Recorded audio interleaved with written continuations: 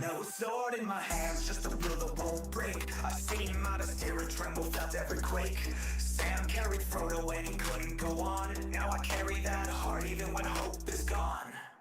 Then came Gandalf's staff lit the sky. Even the darkest times still let light fly. From Isengard fall to Helm's Deep's last stand. I rise with the brave, not just sword in hand. Don't fight for crowns, I don't kneel to fate. I stand like Neo and I won't hesitate. Aragorn's cry, Theoden's charge in the fray. I'm the flame in the dusk till the break of day. I don't fight for crowns, I don't kneel to fate. I stand like Neo and I won't hesitate. Aragorn's cry, Theoden's charge in the fray. I'm the flame in the dusk, the break of day. Fellow of the rings, I give it all. From Moria's dark to mountain fall. Fellow, beyond the pain, we fight till it's over, we rise again. From ashes we rise, we answer the call. We stand for the light, we are one for all.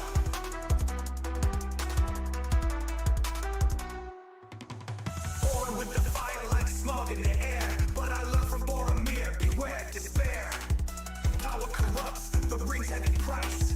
Gollum fell chasing it twice. I saw Denethor fall, blinded by fear, while Faramir stood, silent but clear. Galadriel's grace, but a fire inside. She passed on the test, while others just lied. I'm not just a fire, I'm light through the shade. Like Legolas, Swift, and Gimli unafraid. From Rivendell's peace to the Black Gate's cry, I rise like the eagles, I will not die. Fellow, we give it all. From the Shire to Shadow, we heed the call. Fellow, beyond the flame, with hearts unbroken, we rise again. Through trolls and breaks, we rise through the fall. We stand for the weak, we are one for all. Fellow, through fire and stone, from instant march to thrones overthrown. Fellow, no fear remains, even Sauron's shadow breaks at our name. We carry the ring, we answer the call. We stand as the light, we are one for all. I am here with the flow of the rings.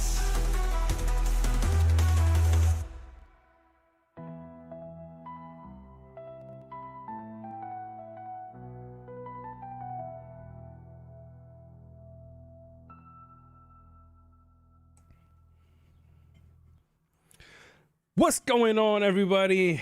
Oh, am I excited for tonight's stream? We no longer have the issue. Everything is crispy clean. And I'm excited. What's up, H7? What's going on, Demon Goddess? We got Silkwing in the house, and let me make my chest bigger. A row tighter. Zach, what's up, Zach? Yay, we might need to get you a War Nova beanie, brother. We might need to. Or maybe we should get me called a Fellow of Nova. Because, you know, I kind of want to keep on the Fellow theme. Funny thing about the name Fellow, probably won't be for today's live stream. Right? But there's a reason why I kept the name Fellow, and I actually think it fits with what we want to do. Obviously, I got to change this background, but either way. What's up, Renko Ryan? How you doing, my boy? What's up, David? Look at that, all the peeps from our War Nova clan. How you guys doing?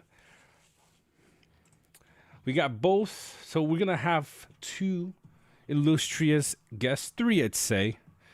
We got two of the devs for War Nova with us. I know some of you guys were here last time, but you know it wasn't the best experience. That's all. Let's be real.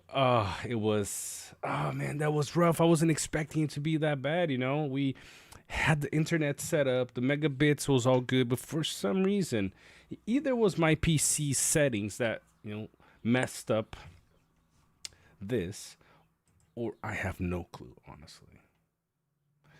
But today we're good. We got 2 of the devs and a good friend of mine, Sam Pick. Dude is legit. So, guys, without any further ado, well, before I bring them up, all right? Look, if you're playing War of Nova, you're considering playing War of Nova, I was fortunate enough to get... I gotta do this before they come on, because I don't know, never know. I was fortunate enough to get a link as a content creator that helps support all the work, the time put into this. So if you guys are going to play the game and you're going to spend in the game, please do through the link.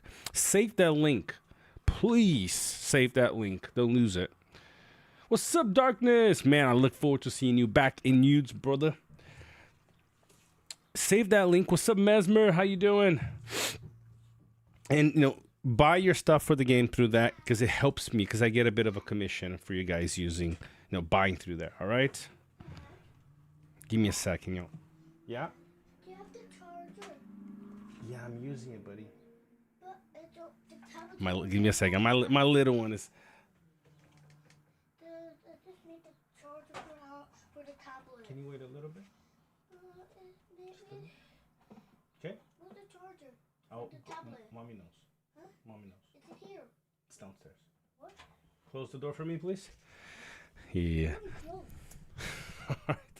Life of a father. I couldn't be happier about it though. All right, guys. Yeah, so just don't forget, you use that link. It helps me, to be able to cover this game. I mean, actually, it doesn't help me cover the game. It just supports me because I'm going to cover the game nonetheless. All right?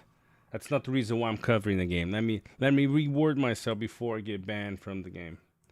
All right, but without any further ado, guys, let's bring on the devs. I want to unmute them. You should be able to see their names popping up. All right, guys, we are back. Can you guys hear me okay? Yes, sir. There you go. Here I'm ready. All right, you guys can see What their up, names. Jax? How's it going, man? I think Jax. Oh, what? Why is Jax muted? Give me a second. Are you muted? I can Jax. hear you No, loud and clear. okay. All right, here we go. I didn't hear what somebody said. You talked at the same time. Oh, I said, what up, Jax? Hey, Good to see you, man. yeah, come to hang out. The game looks fantastic. Really does. Thank It you, man. looks, I wish I had the we've time to been- play, but this other game takes up all my time, unfortunately. Oh, I've heard of that other game. Well, we'll do our best to give you an intro and get you all caught up. So Yeah, I've watched some stuff on it. And a couple people that have been streaming it and on YouTube and stuff, and it just looks great, man. I think you guys did a great job. I really do. Great, thanks. Obviously, having been in deep with all of you guys in the game for a really long time, we know where some of the hangups are. We know where some of the pain points are. So, Well, purpose it's of this like- stream, yeah. I'm So sure what? there's some issues or whatever. I mean, you just start, the game just came out, right? Of course, this is with any game. You're gonna have some small little problems and issues here, but all that gets resolved in time, and then it's smooth. No worries about that. Yeah. Oh yeah, for sure. But what I was mentioning is that we know what the pain points are for the other game. So share some of the highlights of things that we're going to talk about today with the fellow and Sam last week. So hopefully we'll be able to hit some of those notes today for you and a bunch of the people in the know that would understand and That's appreciate great. more. Yeah, that's great. Let's do it. All right. Excited, man. Time is yours, guys. Cool. Yeah. Are we live or when should Are we we get live? started? When are we live? Are we already live? We're or already what? Are we live. live? Cool, man. When All do right. we- So should I When- just get started? When do we start being live? We started about 9 minutes ago, but you guys were all Okay. muted until 2 minutes ago. All right. Okay, so cool. did anything that I said get streamed or no? Yep. That the game looks great. You guys did a great job. Yeah, all of that. Okay, good. Yeah, I wanted to be clear about that. Yeah. Appreciate the shout out, Jax. All right, should I just get started right now, Yep, of fellow? course, of course. All right, cool. I guess we'll just do a little intro between me and Gravity. But I guess hello everybody. Many of you know me as Tassadune. I'm one of the lead designers on a mobile game, War of Nova, and Gravity and I are here today to show you what we have and answer any questions. So quite a few of you guys know me from playing Rise to War. So to mention a few of you guys, I rolled deep with and more for most of 1.0. I've had frequent close ties to Lane. I even played an Evil season with Null and Void. Pop pulled me in because we were close buddies, and met Jax and Iron Cell and a few others who rolled with them for a little bit. And now I'm with Yuds, everybody's favorite neighborhood underdog, as you guys all will know. But just me personally, I've also enjoyed playing against guys from Rack or NOAD or where you guys all are now, because you're obviously strong players, and I always look for you guys for some of the best fights. So crazy experiences with all of you guys. But enough about me, I guess. Pass the mic over to Gravity to introduce himself and share some of his awesome history. Awesome. Thank you very much, Tasks. I am Gravity Blast. I'm the game director on War of Nova. It's been an absolute pleasure to work on this game and really try to bring forward a lot of the points that Tasks were talking about, what those pain points are from you guys playing other 4X strategy games, trying to capitalize on what we can do from a vision point of view for the future of seasons, the future of competitive play, and really try to address all that. You know, we are at this point where this is all of you that are showing interest in this game are really getting to the ground floor, and we are listening to a lot of feedback. There's been a lot of stuff coming our way in terms of just points of quality of life, things above and beyond that we've already been trying to do, balance, all that kind of stuff. So we're really looking to evolve a lot of this and the vision with all of your input in the community too. So thanks for those of you so far that have all pitched in. On my side, yeah, I've worked in strategy games for quite a while. I was working at Kixeye prior to Revolving Games on all their titles. Really just have been in strategy this whole time, and also on the as Tass was saying, rolling with some other groups too. Definitely played a lot of Evil Men. They were kind of like my go-to for quite a while. Was with kind of followed Tyus around in a lot of spots. So I was like Dying Light, DOS Ex Modi, those guilds, and was really having just such a great time, especially with the older rules and hence the fact that that's kind of where we want to take this direction when all things are being considered thus far. So yeah, definitely enjoying this and looking forward to showing you guys really just a lot of really kind of baseline stuff. I know we had a stream beforehand, but I think it's worthwhile to just sort of go over it again. If there's some of you guys that weren't able to either hear or pick up on all the little points. Yeah, we want to walk you through a lot of the game features, quality of life side of things.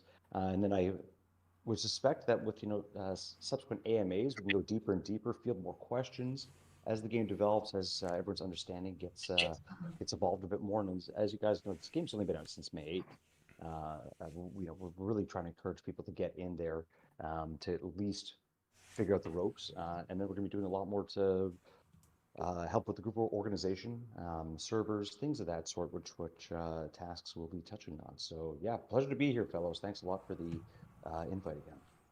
It is a pleasure, man. I want to get as many eyeballs on the game as possible. Trying to grow, trying to learn the ropes myself, but I mean, for the most part, it's pretty. For anyone that played Rise to War, it's pretty straightforward, but still trying to grasp the concept and what's new, and so it's exciting to have you guys on. Definitely appreciate it.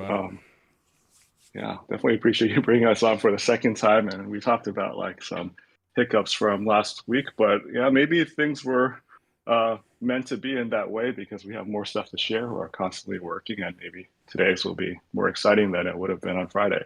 Sounds good. But yeah, all right. But cool. I just in the interest of everybody's time, because some people might be looking at this after the live stream and they might want to jump around. So we definitely want to highlight our agenda for today. So I'll go through a few bullets that I have in front of me. Big one is that we have a mobile game. It's called War of Nova, and it's available for download on Apple and Google Play. I know a lot of guys that have jumped in our early access back in November were asking for this, and a few guys like Sav and a few close buds are letting me know and reminding me every single month for the past few months. So did this for you guys, man. But cool. So we have a mobile game.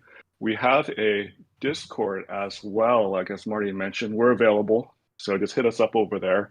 It is War of Nova, and we'll get you the Discord link. Yep. But also we have a registration website that we want people to hit called warofnova.com.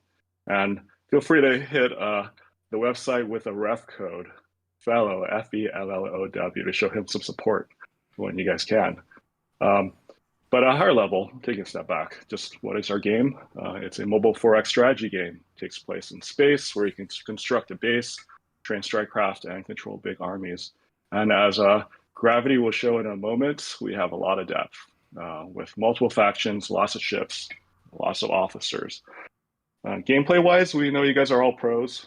A lot of gameplay will feel right up your alley, quite possibly. Some gameplay you guys have also sorely missed.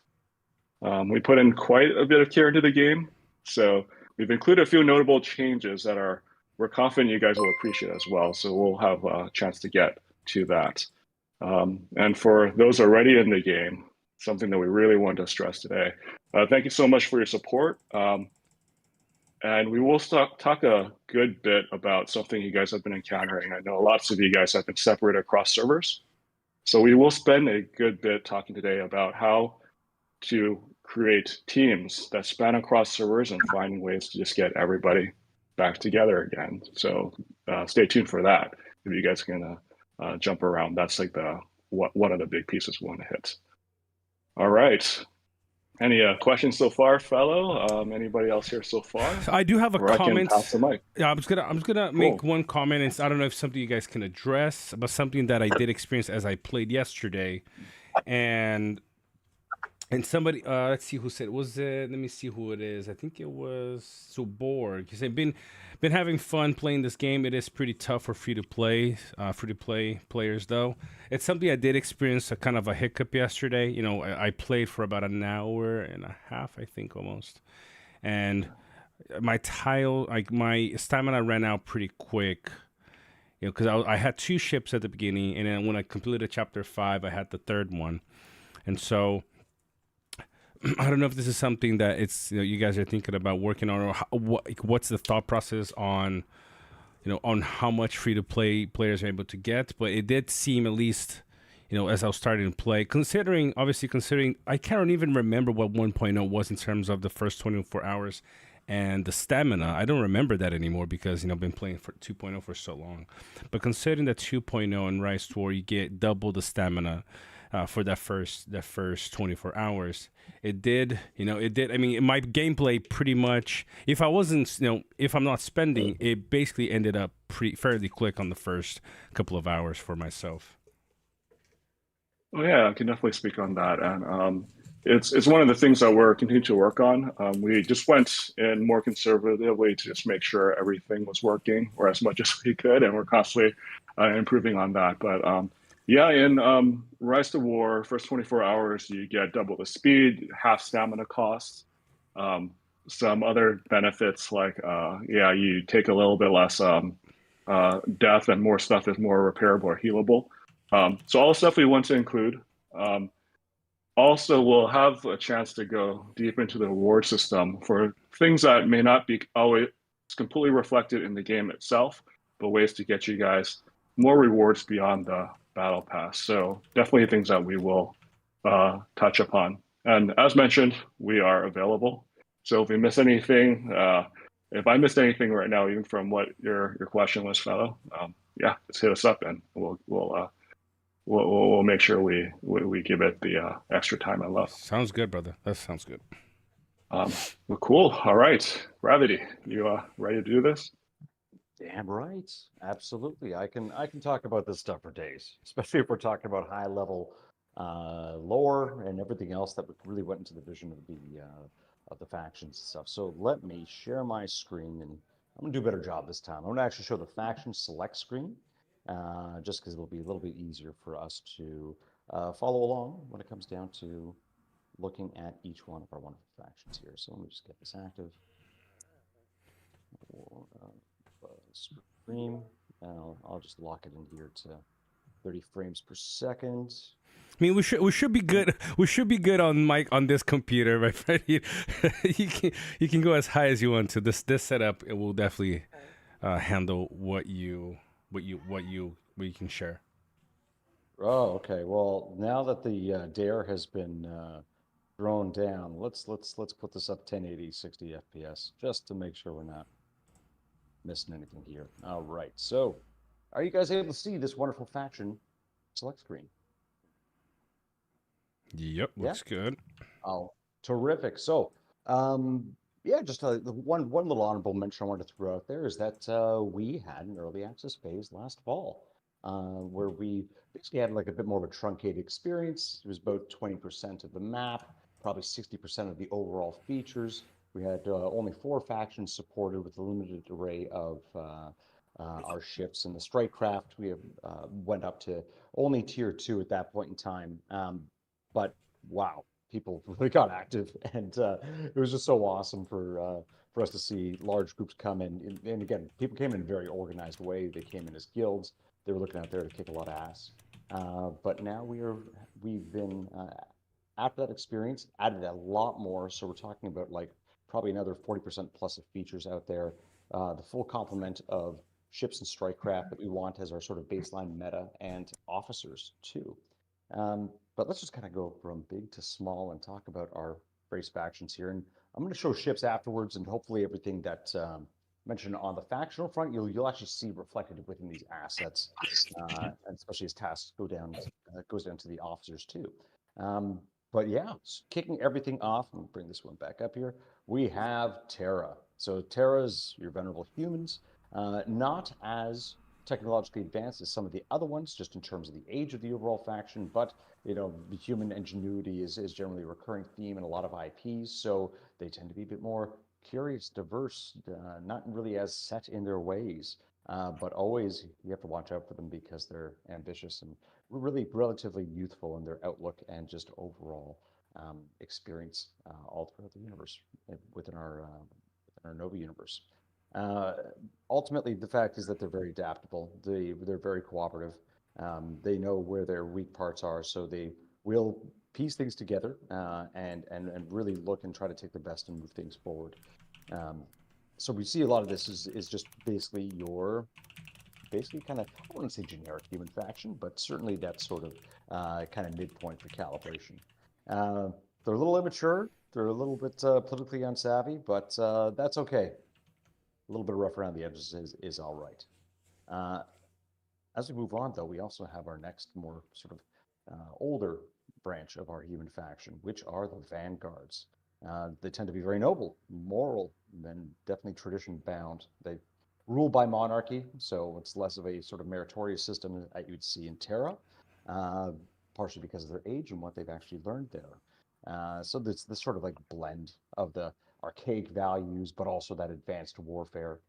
They know what works for them.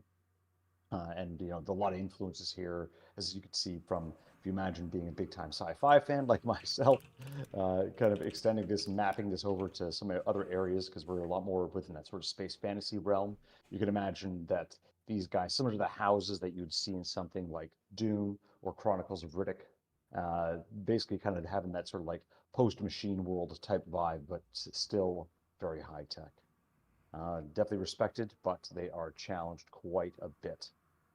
Now, one of the oldest on our sovereign side, so our good side are the Sovereign, Terra, Vanguard, Eldarin, and Stonearm. The Eldarin are the eldest of the sovereign factions, and of course, logical, wise. There's definitely some mysterious aspects to them. They have a lot of secrets that they don't like sharing with other people, similar to how the Vulcans used to bogart a lot of information from the early Federation and such. So they believe in sort of throttling progress. So there's a little bit of an aloofness there as well. but they are the sort of guardians of said secrets and things that they know that are areas of untapped power, all areas that we're going to be building out when it comes down to additional content in the future. So very skeptical of members of the Dominion, as they should be, but very adept in all cases and points. Excellent shipbuilders. They are some of my favorite ships, at least artistically. Following that, we have our Stonar, for sure. Somewhat a little bit reluctant to be going to war in most cases because it takes them away from harvesting resources. They're resource rich. They're very smart when it comes down to engineering, extraction, very pragmatic, very resilient. A lot of stuff is basically they take a lot of their technology, a lot of that sort of mining equipment, a lot of those types of things, and retrofit them so that they can go through and mount large weapons, really kind of good platforms for cannons and everything else. They like bullets, whereas Vanguard and Energy and Eldarn tend to rely a little bit more on energy weapons and different types of projectiles. So, yeah, very much a meat and potatoes type of crew, and difficult to break their front lines. That's definitely going to be the case within our meta. Yeah, moving on to Dominion.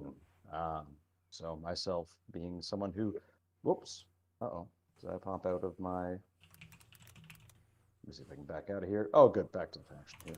I'm just trying to do two things on two different screens here. So, yeah, back to Tyrannus. These guys are very authoritarian. They have basically the religious zealots, very secretive, very powerful military that is somewhat uncompromising. These are sort of proxies for an evil empire. They have a cultural supremacy to them and ambitions to match. They tend to push up against a lot of the sovereign factions quite a bit, whether it's bossing around Stonar or being very skeptical of Terra, which they mirrored a lot of sort of spear types of ways, but not necessarily in worldview. Definitely looking to impose imperial rule when possible, and their ships just have a sick style to them that I'll be showing off a bit later. Moving down to Arcos. Well, Arcos are kind of like the evil Eldarin to a certain extent. They've unlocked some of the same powers and understand some of the same secrets that are held within the galaxy, but they tend to definitely believe in embracing that mysticism in their Eldarin roots. Definitely tapping into forbidden knowledge, cosmic forces, things that they've harnessed within their ships and strikecraft quite a bit. They really run on the sort of like arcane and use that as power sources and such, even within their hardware, which was really cool things to see. And you'll actually like visibly see it too. And the Ograx, yes, really warrior bound. They tend to raid a lot, which is why they harass the crap out of Terra and Eldarin quite a bit. They can be pretty ruthless, but their tech is fairly deadly. You'll see some really cool kind of motifs in their designs, all in all, drawing from everything from cobbled together sort of like pirate technology all the way to things that look almost like they belong on muscle cars and they're souped up, all the way to things that look kind of like bird of prey type as well too. Yeah, they are to a certain extent driven by conquest, but they're also pretty much nomadic and still tribal in a lot of ways, so they're not as centralized. And finally, we have our AI intelligent faction, which people just really don't know a lot about. These guys just kind of popped out of nowhere. They're believed to be very old, and very old sentient machines. Not really anything that was, let's say, spawned by some of the other factions. So they're not like, let's say, some other IPs have things like Skynet, like Cylons, where this is something that was, made within the past couple decades or almost immediately that tried to rebel. No, these guys kind of popped out of nowhere. They're not entirely understood, which, while they're sided with Dominion, everyone's kind of a little skeptical as to where they come from because they look quite a bit different and act quite a bit different from everyone else. They're optimized for their effectiveness over their survival. They can be effectively like glass cannons in some circumstances because they have different sets of priorities and how they actually rank their own life, really, when it comes down to a lot of this. They have a single purpose and definitely are run by a hierarchy. They have a lot of precision and speed too. So really cool ship designs. Again, all this type of stuff I will be showing off to you guys when it comes down to looking at our various factions. So let me move on with this and hop into some of our kind of high-level overview. Just again, I'm not going to go right into the ships yet, but I do want to talk a little bit about what we had in mind when it came down to our really V1 of the map. If you guys are currently playing right now, or anticipate that you're going to be doing so within the next little bit, which we highly encourage, because we want people to get in and get registered for seasons and have those types of social bonds, then you'll see this fairly soon. Just give me 1 second. Just going to close the previous one and see if sometimes I run into trouble here if I try to run 2 things at once, but let me give it another shot here.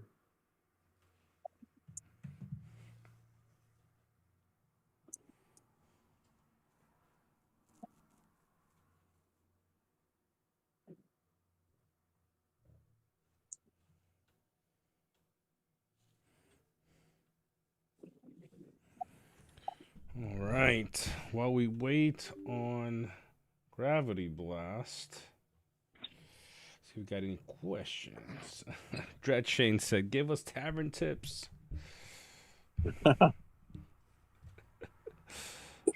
You know what's really cool and unique about this game in comparison to Rise to War? What is it? The fact that the the freaking developers are in your chat, bro. They are talking to you and everyone directly. Huge difference. Huge difference. You have a Night and day. problem, you can go right to the freaking source and they will acknowledge the problem and tell you what their response or reply or solution is going to be. Can you imagine if that happened in this Rise to War game? It will never happen, right? No, yeah, Like never. what more could a player want, right? I mean, this is like freaking customer service, premium, right? Like, my Yep. goodness, how happy could one be playing this game and investing in this game? I mean, my goodness, it's ideal situation. Appreciate the awesome words, Jack. So obviously, I started out and still am one of you guys. I roll deep with you guys in many different ways, more ways than one. And yeah, we're just doing this for you guys. Well, for myself as well as one of you guys. And we just, me personally, I miss some of the awesome gameplay from things that we used to have, and like things I always want to try. I'm like this crazy build guy. I know you are too, Jackson, investing in a few people. And I have all these builds I made that I really wanted to test out, and I just lost the ability to do it. So part of it is, yeah, built this crazy game just so that we get a second shot at all these things. But most definitely, yeah, we're here for you guys. So things that you guys say, man, they make it integrated much more quickly or deeply than you guys might think. So that's kind of one of the reasons why we're here, just to make sure we're going in the right direction, and the game is always constantly getting better. Yeah, we're looking forward to that task for sure. Now, I mean, Darkness just asked a question. I don't know how to answer this. Darkness said, "Are we doing a mass exodus from Rise to War to this game, fellow?" That's a good question right there. Oh man, well, bittersweet though, man. So I don't know about that myself. But having a guy that's invested a lot of time and other things personally into Rise to War, I don't want to shoot myself in the foot here. Exactly. But at the same time, yeah, just trying to create an experience for something that I guess doesn't really exist anymore, because we all learn a certain rule set and all these types of things. So if we can coexist, then great. Because I'm still personally having a lot of fun, but at the same time, yeah, just trying to make something great for all those involved. Sweet. All right, do you guys able to see my screen? Yep, we can see yeah, looks like, everything. yeah. No freezing, no skipping. It's all good. All right. All right, let's go top to bottom here on just some of the stuff that changed from. You gotta One. speak up or increase the volume a little low. You guys able to? Is that better That's, or that's even better. more? That's better. All right. Let me get this mic locked in here.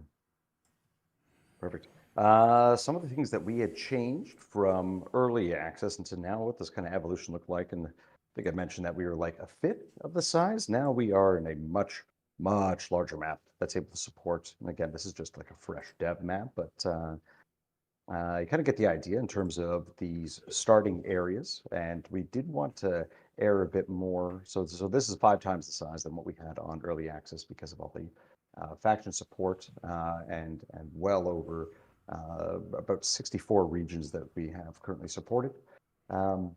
But yeah, we wanted to kind of play a little bit more with just with the repeatable mastery of, kind of going season over season over season, what that early expansion looks like, what to expect.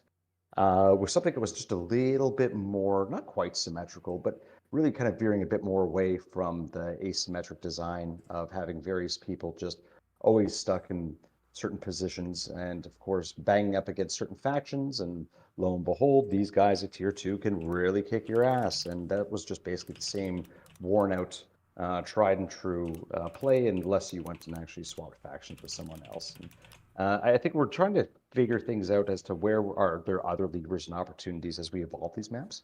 Can we shuffle starting positions, do things of that sort, which is sort of like a spectrum that you'll see within a lot of strategy games. In StarCraft, you wouldn't always be in a certain corner. If you were to play an 8-player map with 4 people, you could be in anywhere and you had to adapt. The good thing, though, is that every game was different from there on out. So we do want to make sure that when people really do invest in these ships, get them to really high mastery levels, that they have cool new experiences, new meta, new opponents, to really kind of tap into that so that there's a lot to play with. Yeah, kind of puts yourself in different positions, especially if you're playing against different chess players and such. So this is a fairly large map, and we have things all sort of gated so that there is a sort of thrust towards the center. We have 2 large points of interest here, and we have everything along the lines of the same types of chokeholds, at least again for V1. We're going to be looking at data, trying to get all of this stuff optimized as time goes on, to get those seasonal phases in a sort of understandable way to get people really juiced up, really powerful opportunities to do those alliances and gentlemen's agreements, and then subsequently break them, as you guys know, which happens quite frequently. Yeah, and also kind of gating things so that as we pull into our various points of interest, whether it is smaller things like space stations, the crossing points, and then ultimately thrust into the middle to hit those larger seasonal objectives, how that competition comes in. Plus, a few other things too that we'd want to do from a quality of life point of view that we implemented here and then also extend afterwards, is to have more nuanced relocation logic, to not really place people into areas that are just purely hostile. We want to kind of cluster people to get together where they still have a fighting chance or still can fly under the radar, then we can accommodate that. We do have that with some of the fallback logic, adjacent to your starting areas, but also we put even these little buffer zones here that are all sort of skirting the edge of the map, so that even if you guys get punted and pommeled all the way, that you still have an area to capture with some only one-way crossing points to be able to go back in and potentially have some degree of rubber banding. All types of things that we're trying to understand, because we didn't really want people to wholesale abandon seasons. We do want some comeback mechanics to be in here to make that competition compelling across the board. So these are the areas we're all working on. Again, we're going to play with different rule sets. We have the ability to calibrate different maps by season, so that it's not necessarily a wholesale change for everyone. We do want to evolve with the players, and as players get better and better and better, definitely have more conflict points that make a lot more sense. So, gone on enough about maps. I want to go on to things that are really pretty now. We did just talk about the factions, which I'm always excited by. But let's go on to our ships and showcase these guys. Right now, I just unlocked them all because I want to show them all off to you. But our design team did an incredible job. They were tasked with whipping up an original IP, and they did this in really to a high quality bar, and in a relatively short amount of time when all things are considered, and really what happens in a lot of game dev cycles. So let me pick some notable entries here from some of the factions. I think we kicked off with Terra, looking a lot more, a lot newer of a tech side for them, all in all. Again, really kind of drawing upon the fact that these guys are sort of, nouveau space military in a lot of ways when it comes down to their sort of drive units, their weaponry, exposed weaponry, still relying a lot on ballistic weapons, a lot of hard-hitting types of projectiles, because they are fairly nascent in the overall grand scheme of things.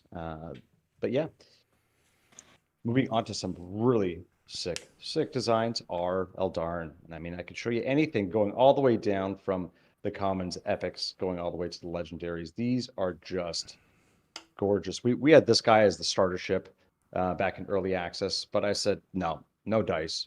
There's no dice that this guy's just merely on that sort of rare spectrum. All these designs just killed it through and through. Very sleek, and looks like something that could have been built maybe a couple thousand years ago. Who knows? That really reflects their style.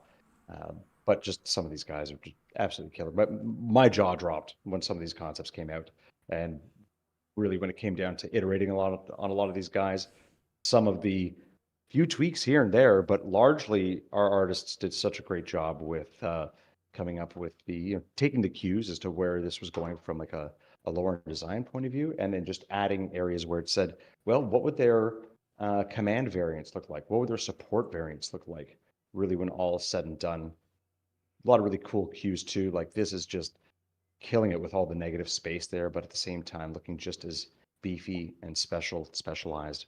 And we wanted that to reflect all that too. When you guys are playing this game and you're getting involved, when you're going through, looking at the tech tree, reading the descriptions, and all of that to kind of line up with thematically where you might think a ship like this might actually land. What's about too much time? Again, I could take hours to talk about this, but let's move right along to. I think I skipped one. Of our Vanguard faction, a lot of blunt force weapons, a lot of swords, just like the Radiant here, but really playing on that with a lot of plating, a lot of really cool designs of how this sort of monarchy-based faction would basically conduct themselves, and what types of things would really adapt from their designs too, which also is shown quite a bit in the Strikecraft, and then how those weapons would actually evolve, especially when it came down to going up to the tier 3, up to our sort of legendary tier and strata. You'll definitely see this too when I'll go over the Strikecraft, not as much as in depth, because I know I could be here all day, but let's go on to our wonderful Stonear faction. Again, repurposed mining ships, things that are meant for heavy lift, all great things that have the hard points and sort of really robust chassis to put, big fuck off cannons right across the top here, and to hold their venerable Strikecraft, which are pretty heavy. My God, they are some tough guys to break through when it comes down to the composition of these battle groups. Heading over to our evil guys, I think something that has just been a stellar addition to all this are the Tyrannus ships.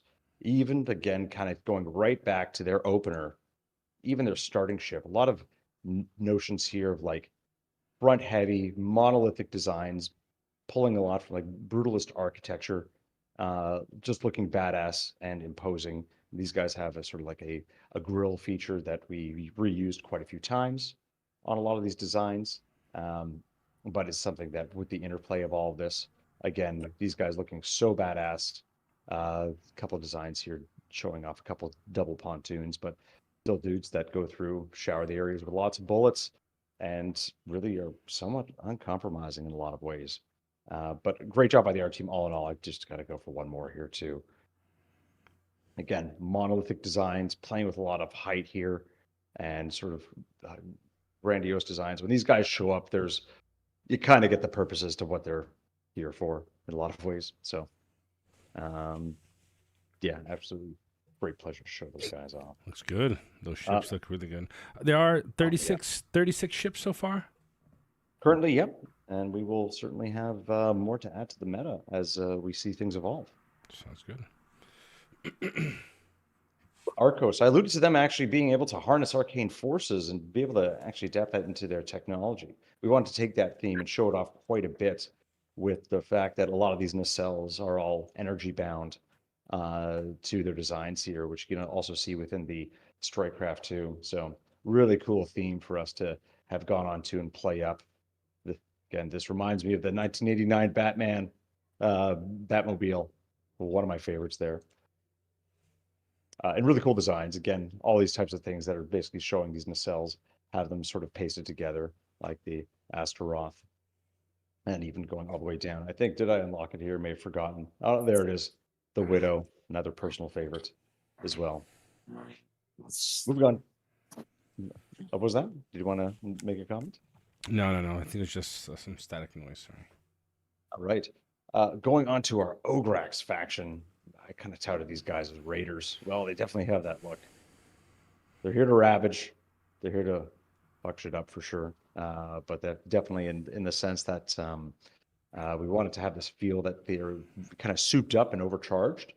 And to a certain extent,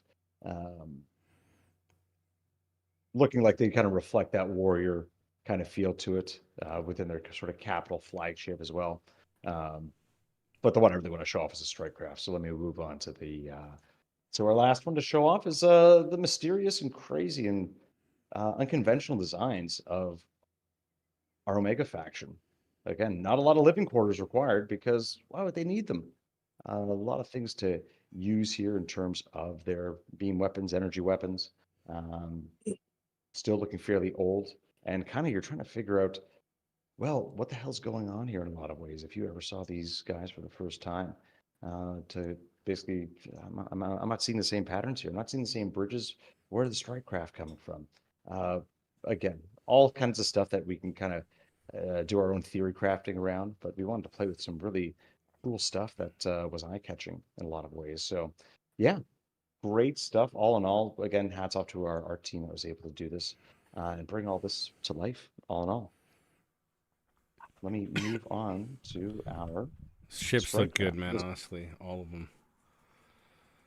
It's pretty cool how great you as guys well. embraced each like different type of lore for each faction and embrace the design on each of them. I personally like both the Vanguards and the Ograx. Kind of a little bit of two opposites there, but they look like my style of gameplay. At least in terms of the design, I really like the way that the ships look. They do resemble swords and things like that. And the Ograx is just you're basically your space ogres, and that just sounds too cool to pass, honestly. Absolutely. I'm hoping that you lead one of the more ambitious guilds on the Ogre side. I think that'll be great. That'll be a lot of fun. Take no prisoners, because why would they? Exactly. Yeah, I'll go through just a couple honorable mentions here. Again, there's quite a few. Strikecraft, we have going up to tier 3 of all of these squadrons. But I'll just pick off a couple notable entries here. Again, kind of drawing upon the fact that these guys are newer, but doesn't mean that their pilots aren't any worse than anyone else that's out there.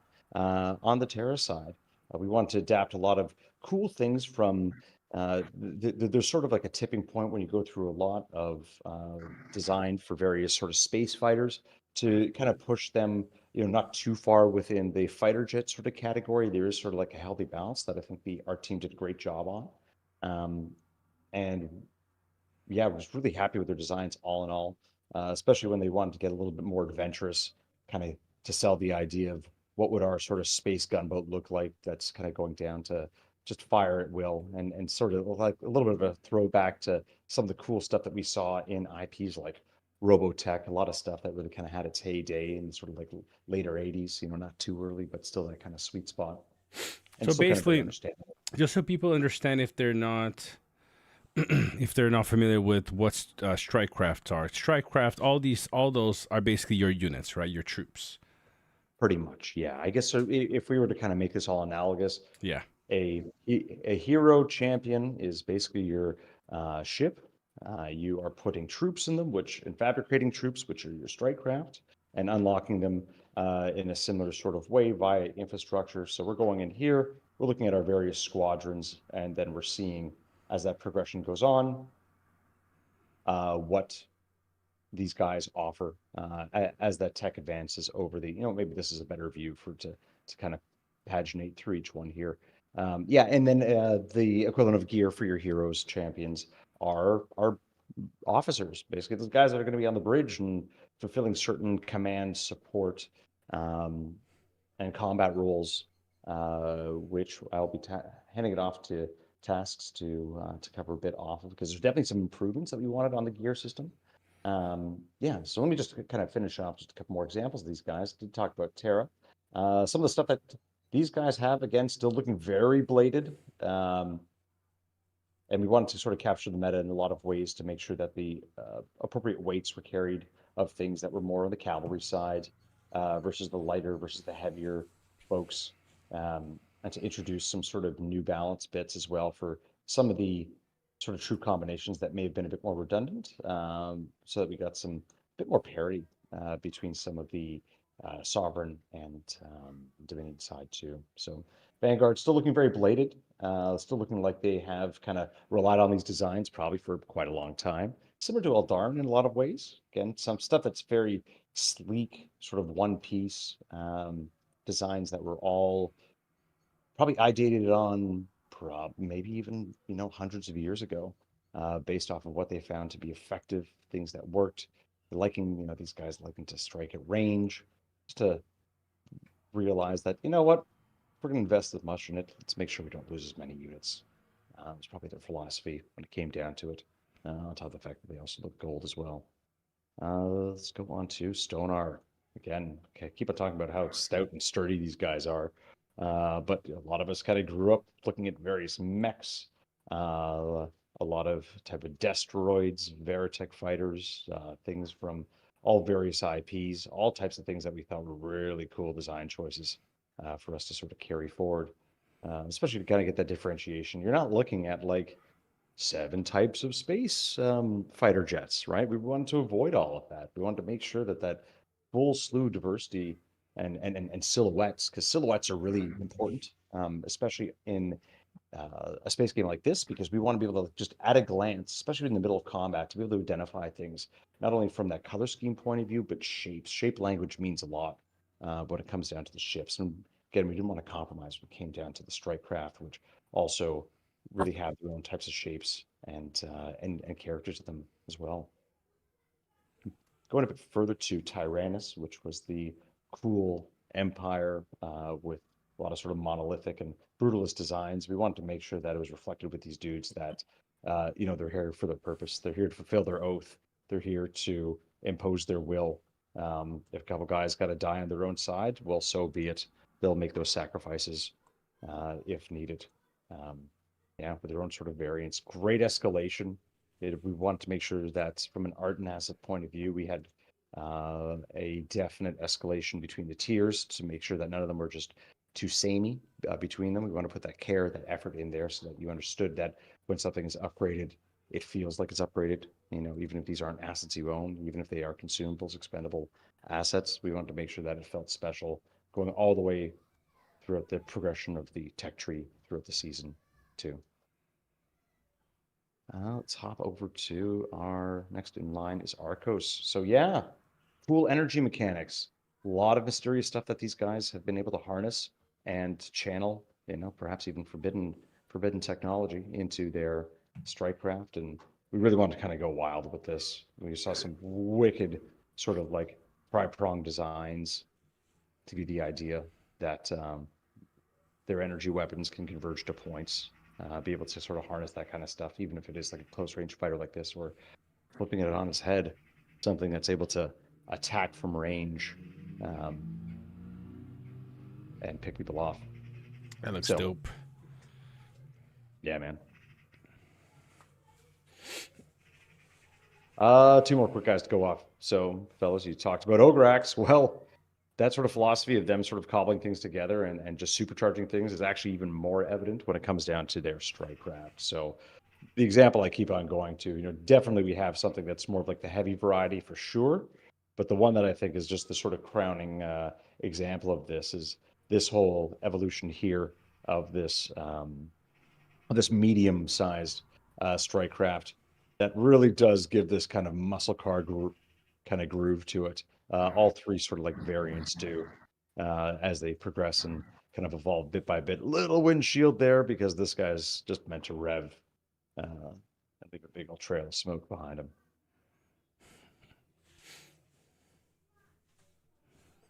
Talk about torque to weight ratios and everything else that kind of goes along with this, and maybe these guys are kind of bleeding this stuff out a little bit as time goes on. All right, let me wrap on this just before I'm going to be handing off shortly. Within our AI faction of our Omegas, yes, some just stuff where we just said, hey guys, throw everything at the wall here in terms of our team, and they really did come up with some sort of sick designs. We have some fans that are, but we have some artists that are huge fans of car designs, F1, various things of that sort.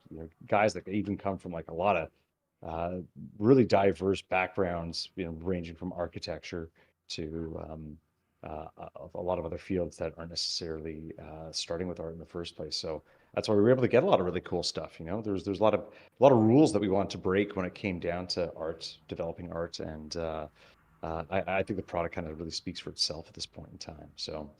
I'd mentioned two aspects here. One was the ships; those are sort of your heroes. The strike craft, which are kind of your troops. And then as we head over into our inventory, well, what do we have? We got gear. We have our good old 5 slots that we have when it comes down to equipping your officers, command, combat, engineering, support, and said officers are part of our gear system, which you guys are pretty familiar with in terms of the ability to enhance these dudes. We call it enhance and augment when it comes down to raising up stats versus skills. But yeah, there will be many more to come. Again, a lot of things that we have here in terms of adapting from the initial factions, but of course they're not all faction bound because you guys know sometimes someone wants to pick up an elven sword, they can pick up an elven sword. So we don't have those types of restrictions. So therefore we kind of went a little bit more creative when it came down to the side of officers here. Yeah, and what I'll do here is actually I'll stop sharing screen, hand it over to tasks, and he can kind of go into more of the meta side of these guys because there's actually some improvements that we wanted to make, given pain points and things that we know that you guys experienced in the past as well. So I will stop streaming and hand it over to tasks to talk about officers. Sounds good. Sounds good. Cool. All right, thank you, Gravity. So while I get my stream going right now, yeah, it's awesome to kick back and watch you work. I can watch you go all day, man. You're like Captain America. Okay, well, let's try to get this stream up and running before I get started. Are you guys able to see my stream right now? Should be a ship and some officers. Okay, all right. Let's go a little bit deeper with the officers. So as Gravity's mentioned, our version of gear is these guys, is these officers. And for me personally, in Rise to War, this is where I've spent most of my time in the game. Every time I think up a new build, I want to test something out, I do a big shuffle, and it takes a while. I'm also always worried about accidentally destroying something or losing a piece of gear I worked really hard to collect. So we spent a lot of time making this area of the game a lot smoother, a lot more risk-free. We want new players to just dive in without having to worry about creating any worn-out items or anything like that. And on our end, we don't have the worn-out items. So let me just kind of run you guys through with a little bit of the process. And there's a few things going on here. So let me just pick this guy right here. So there's an enhance and augment component. We'll go into each of these one by one. But with enhancing, I have this guy here. I'm going to load up a couple officers, click apply, little quick flash and dash right there, and then dazzle, and then we have another level upgrade. So I'm just going to do this stuff without worrying about accidentally destroying anything because, well, we understand the value of the hammers in Rise to War, but it's something that we didn't want to used to have to worry about or spend too much time worrying about. We just want people to dive in and play. So we have this unassigned crew button right here. So let me just step out a little bit. This guy's already upgraded to 3 stars. jumping back in. If you want to unassign, you see all of the officers that were used to craft this guy and upgrade them. A quick unassign button pops them all back out. You don't have to unequip the officer, he's still there. Everything here is built for speed because, like I said, I spent most of my time in Rise to the War just here and worrying about making a lot of mistakes.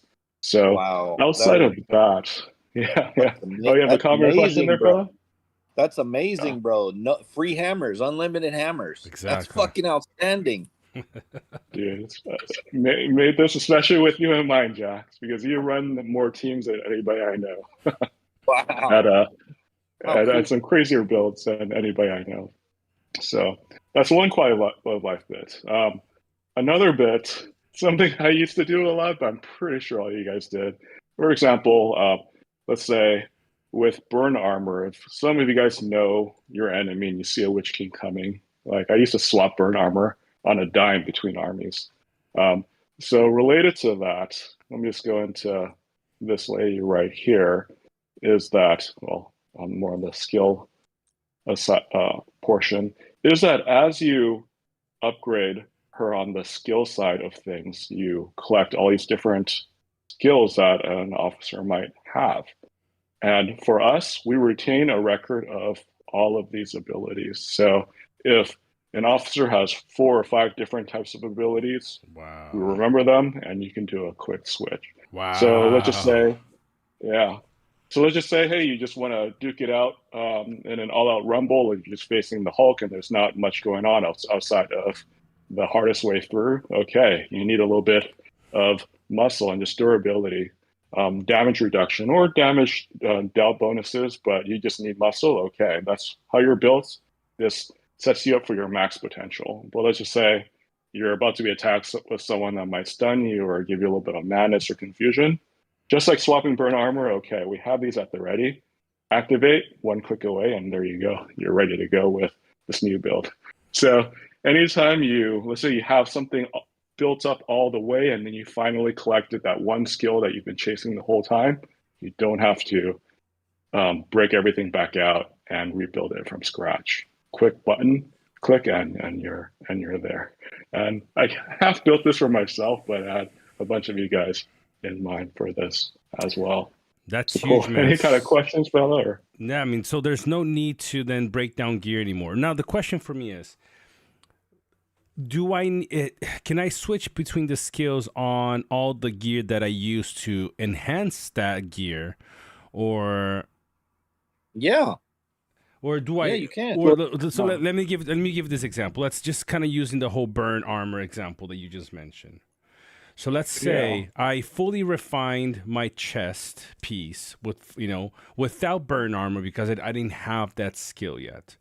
Now it's fully refined, and let's say now I did a pull, and that burn skill actually landed on this new chest piece that I have.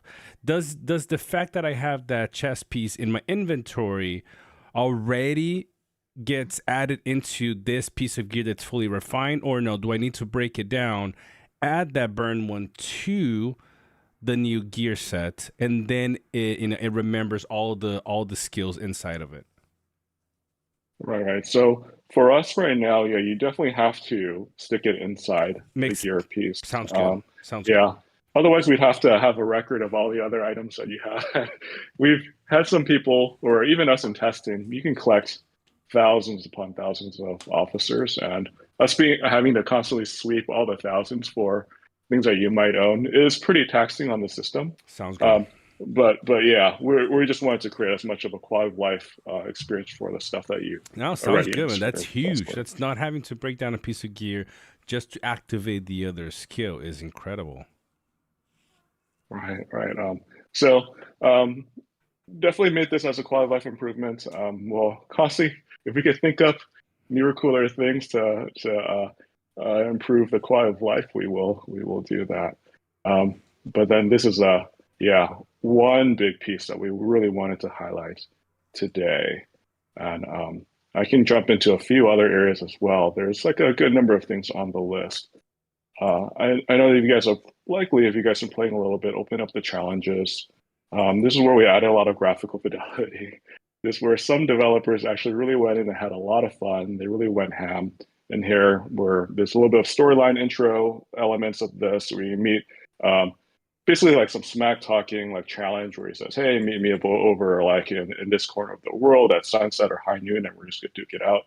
Cool. You take them on, and that's there is a whole lot of graphical fidelity that we inserted here, where you can actually see all the ships, all of the strike craft flying and in formation and in action, and things that we're going to constantly tune. Where you might have given more time. I don't want to make promises here. The developers are listening to me right now, but we could potentially dial this up where certain strike craft show up in certain formations, long versus short, and you have the tanking units, all this kind of stuff. All stuff that we could potentially play with in the future. But just things on top of my mind, but I don't want to make some crazy promises if they wanting to push back there. But small nudge anyway. But cool. But the bigger purpose of this, if you guys look in Rise of the War, there was this red book element of the game where you kind of, it's maybe this kind of onboarding experience where you run around on maps and then you move around lots of tiles. And for me, it was kind of fun to play a couple of times, but very quickly it became kind of tedious because I just want to get to it and take on some stronger challenges. So what we hope to be the case with this, and as you guys saw, there was no tiling, it was just go in and get down to business, is that as we have more time to build out some of the best builds, we could challenge you guys as players with some of our best builds, and you guys could actually test out builds against perhaps like some of the strongest combos that are in the game. So you won't have to necessarily always find one guy on the opposite end of the map that has this one very specific thing that you're trying to counter just for the chance to test it out. We can create a situation where we have more combos, test beds for you guys to test out some of your cool stuff. That's awesome, bro. Yeah. That's so cool. It's like in Bag-In, when you're in Bag-In, you're waiting weeks and weeks and months. If you had some system where you could just go in and do like challenges, go choose something, set something up you want to fight as far as a formation or an enemy, and then you can just test against it. That would be so amazing to have that feature. Yeah, for sure. And on top of that, like you guys have mentioned, you guys have us on pretty much speed dial. Like, yeah, I think you guys pretty much do, since you guys know me and have access to chatting on Discord. But like, yeah, there's some really good builds that you guys got. No problem inserting it here, and depending on how things go, maybe we'll be able to showcase top player builds and let people know where they came from. So yeah, all things that we could work into. And as you mentioned, Jax, it's just a matter of time on some of these things and priorities. But these are all things that I would be excited about. That's the cool, fun thing about being able to work on this game and being able to chat with you guys so closely for these things. All right. Sweet. Any other questions on this area before we jump into something else that the people that have been playing probably have an aching question on? Nope. It's pretty clear so far. What about, here's an idea. What about further down the line as the game becomes established and your player base starts to increase? What about having some kind of competition as far as server-wide, game-wide, whatever, intra-server? I don't know how large you can really make it, but some kind of competition like you have, let's say, maybe over the course of a week, and maybe we're talking about 4 to 8 servers all combined in this and participating in this competition idea, where you have either guild competition as far as, you're getting points all the time in your guild, and your guild is ranking up, and players are ranking up and getting points for whatever, objectives and priorities that they're supposed to go after and chase or whatever to increase their points and ranking, and within their own guild and the guild itself ranking. Maybe have a competition where, depending on who gets the most points, both players and guilds and they win, maybe items or chest or gold or whatever the currency is to go to you reward the top 3 every week out of 4 to 8 servers, all guilds, all players, and they get, currency to go buy whatever they want, go open chest. And then maybe also on top of that, you have a kind of simulated arena where you take every week, you have each player can enter, let's say, 3 builds, right? And then those 3 builds, you just put them into the system, and it's going to be this king of a hill type of tournament where it's going to auto battle and auto resolve whatever the formation, 1, 2, 3 formations that you send in your ships, and it auto resolves that battle all the way down to the top or all the way up to the top. So you start with, I don't know, 1,000 players all sent in their formation into this competition. Auto resolves, auto battles all the way to the end until the last player standing that has won every fight all along, or best of 3, let's say, then they also get a reward. They get whatever, I don't know, $20 in credit or whatever, that kind of thing. That could be some good ideas, though. Yeah. Oh, yeah, all great ideas. And the short answer would be the sky is the limit, Jax. But also a great thing is, like, in another life, I've run a few of these types of games before, and then they have what you call these live ops events, where there are like these special events that are a little bit different from the normal gameplay, runs for about a couple weeks, and it is slightly different, and it keeps things kind of fresh for everybody involved. And Exactly. right. Yeah, and we can definitely experiment with things, and for the things that people really like can become more of a permanent part of the game. So yeah, like everything you mentioned is super exciting, and I've known Another these things idea to work. Another Yeah. idea maybe is, you have obviously a community that plays a similar game to this in Rise to War, right? So you Mhm. have a lot of people in Rise to War that have stopped playing the game because the game went from 1.0 to 2.0. So that could kind of be a marketing strategy, maybe, to where you reach out to these old players that have stopped playing, or even the current player base of this community, and you offer some kind of reward, maybe to try the game out. Maybe you say, I don't know how many ships you're going to have, or ships are commanders in this game for everybody listening.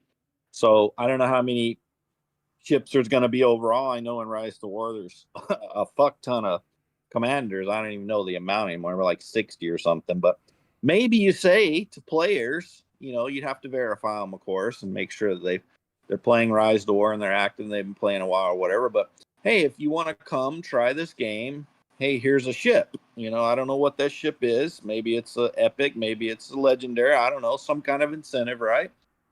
But if you want to switch over and try this game, hey, we would appreciate that. And here's a ship or something, to that effect, right? Maybe that's another idea. Right, right. Most definitely, and all great ideas. And yeah, these are as you spitball, you're obviously like able to come up with great ideas like very quickly. Fortunately for us, like we've had a little bit more time, and we're just kind of banging our heads on like cool things we could do like constantly. So have some stuff I could show you and we could definitely talk about today. Yeah, let me knock out some of these things, and we'll circle back and see if we've helped answer some of your questions there. Yeah, I want Um, to, cool. anything I can do, with you guys or internally with my own team or players in the game as we do these Rise to War streams, if we can brainstorm and come up with any kind of way that we could help incentivize this game to the greater community of Rise to War, and just generally, right, amongst all gamers, we want to do that to help, because you can clearly see, and especially if you played also, how great this game is right now and how great this game can become based upon what you're seeing and hearing.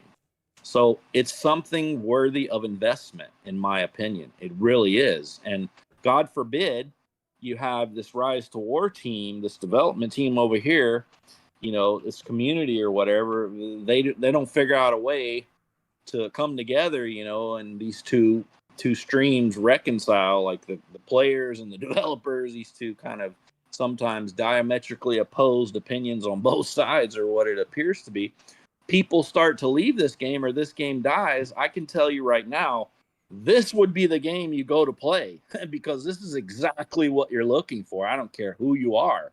This has everything, right?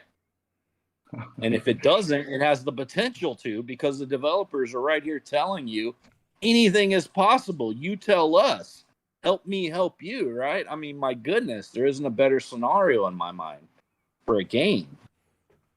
Right, Jackson. On that note, do I have stuff for you?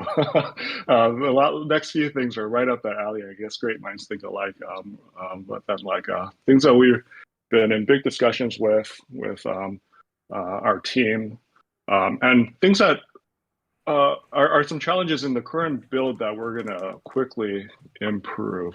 Do you guys see my latest share right now? I turned the page over to this list of teams. So something that you guys may be familiar with, even in Rise to War, is a concept of teams, which is something that helps you plan for the next server.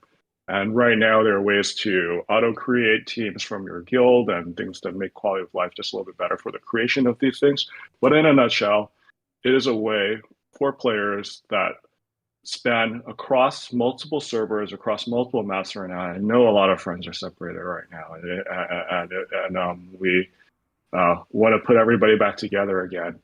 Ways for people to right now just create a team. You will be able to see each other cross server.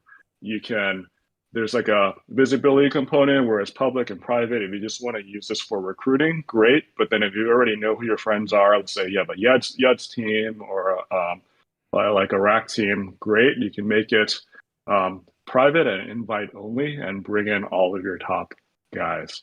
And we are planning, like with this first season, it was more of like a trial run to just get everything up and running and bringing on new users and getting the word out. But if you guys all jump in and register, we can create a pretty sick season 2 for all of you guys.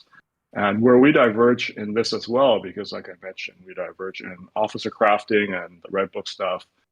But here, like our plan is that we don't spend so much time with you having to figure out what server to go to. And why we believe in this, and still conversation, is that in a lot of games, like even in StarCraft, you might have a Diamond League, you have a Master League, you have a Bronze League. Like players should play with like players.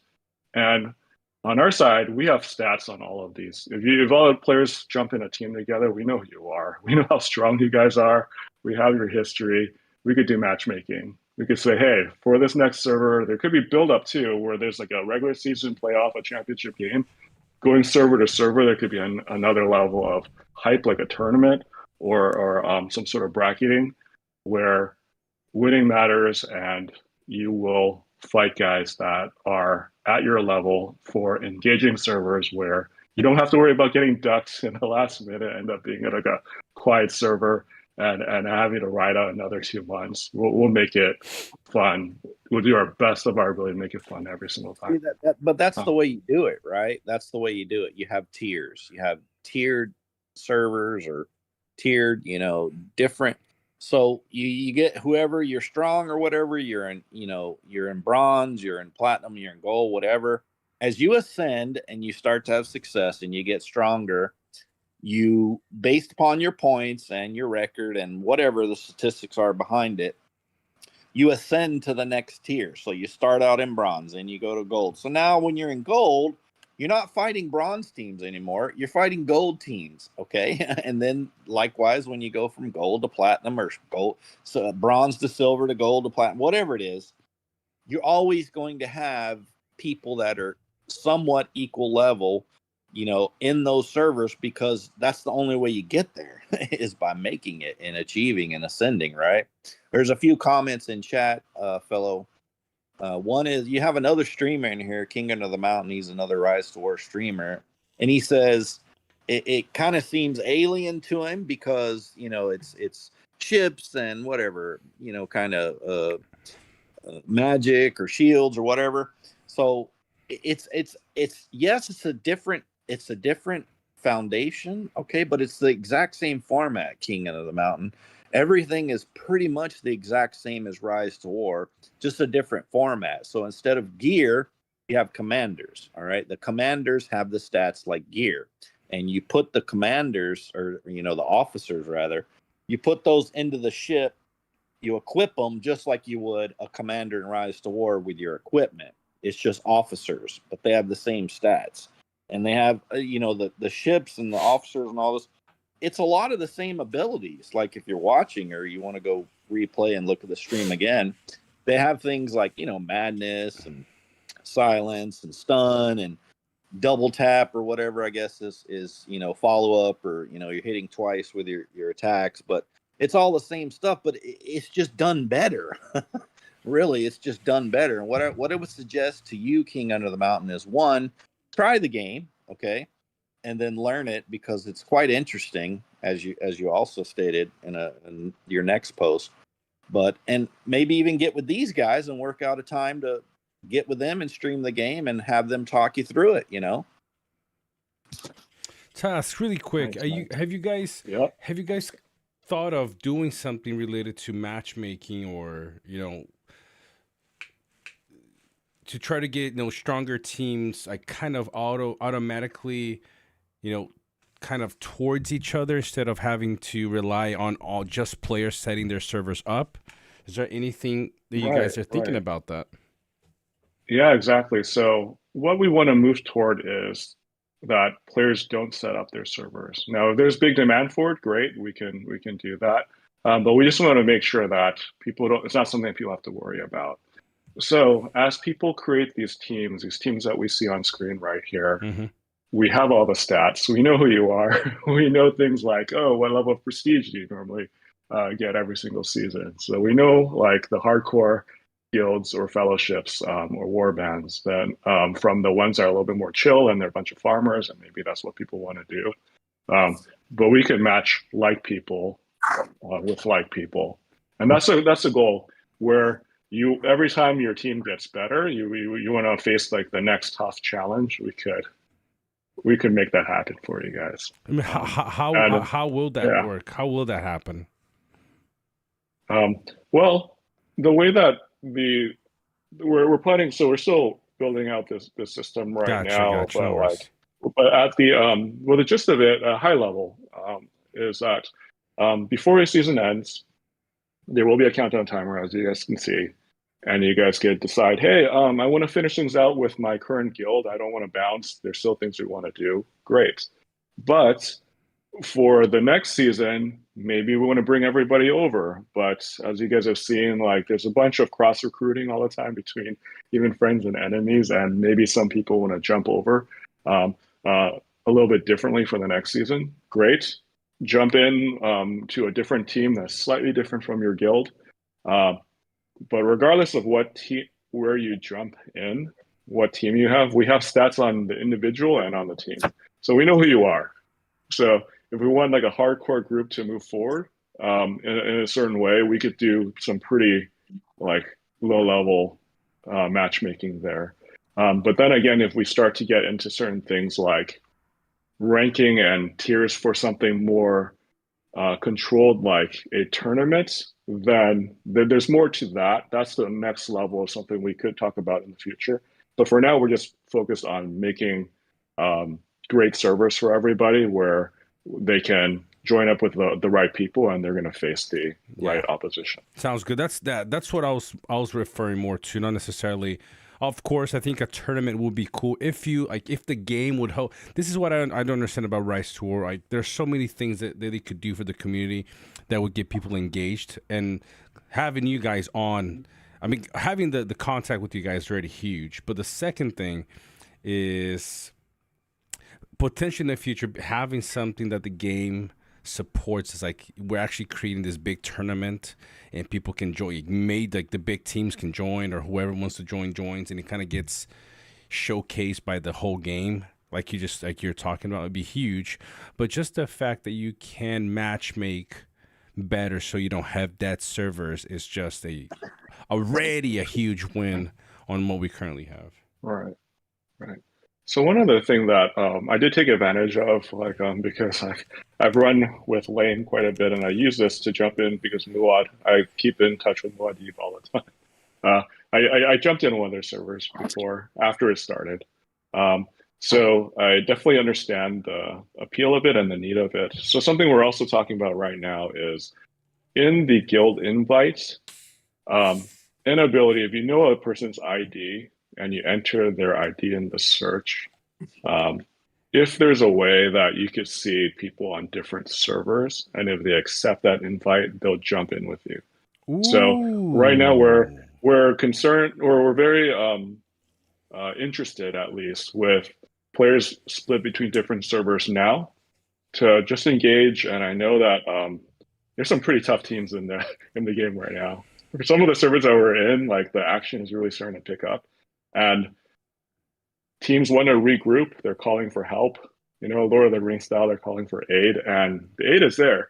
So if we find ways to join people up to create an exciting server now, we'll explore every avenue that we can get.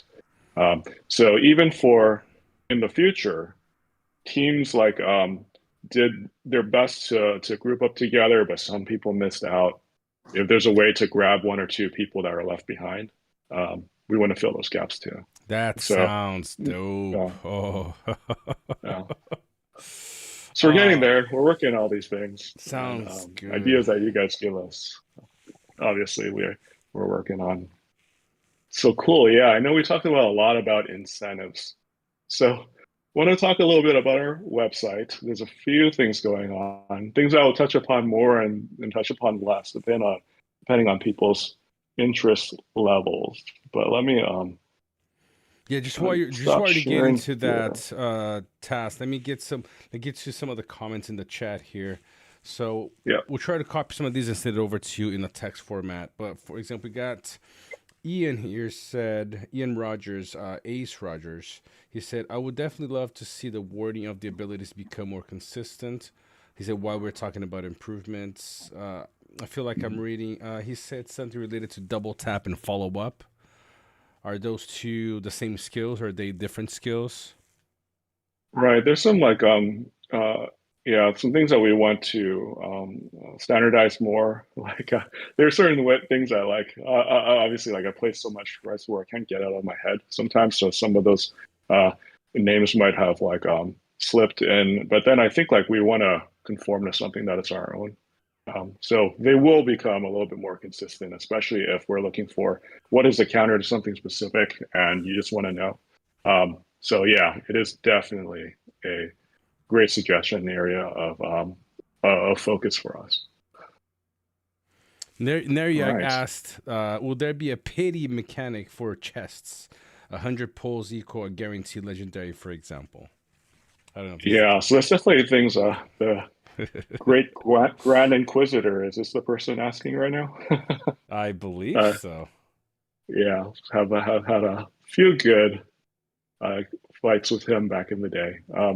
So there's the pity counter right now for the purple gear, the epic gear, and different things that we're working on.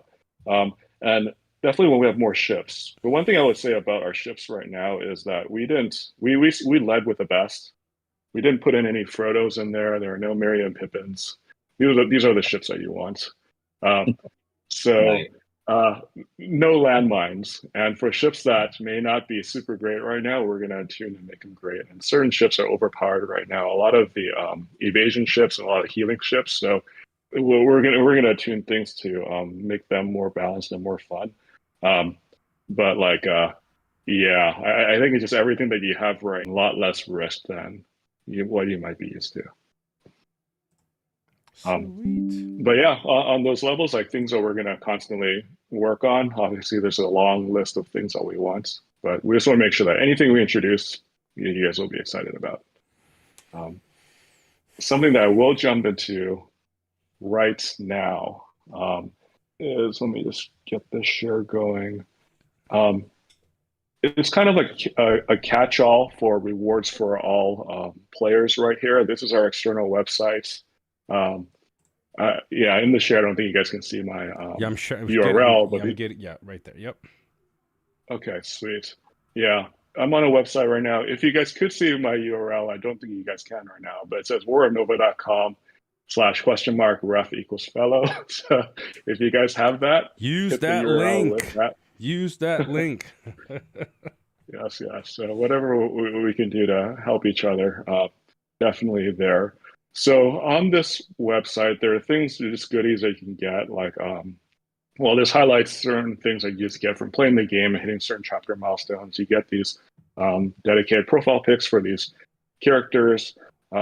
Further down, there are all these different milestones. These are kind of a catch-all for just finding ways to reward players, and we're constantly updating the game and things that we don't always have to push into a new client build where there's risk and bugs and stuff. We can update our website. So in this website, there are all these different milestones for things that they're kind of like achievements that you see in the game, things like Conquer 1 tile of 60 influence, our version of power, or hit certain combinations like 500 personal influence generation per hour, 2 rare ships at mastery level 7. So anything under the sun that you guys can chase. Some of these are more limited, but then as we get more players, some of the supply increases. 2 things to look at here. There's a loyalty point component and there's an arcade component with this $sign. And for people unfamiliar with this, when you usually see this kind of thing, it is blockchain related. Now, it's not something that the game is built on. In the actual code, there's no relationship with any blockchain, so you guys don't have to worry about it. But there are 2 paths to reward you based off of some things that you would want. So on the loyalty points right now, these are things that are accrued and some things that are completely free. If you conquer a 60 tile influence, you get this.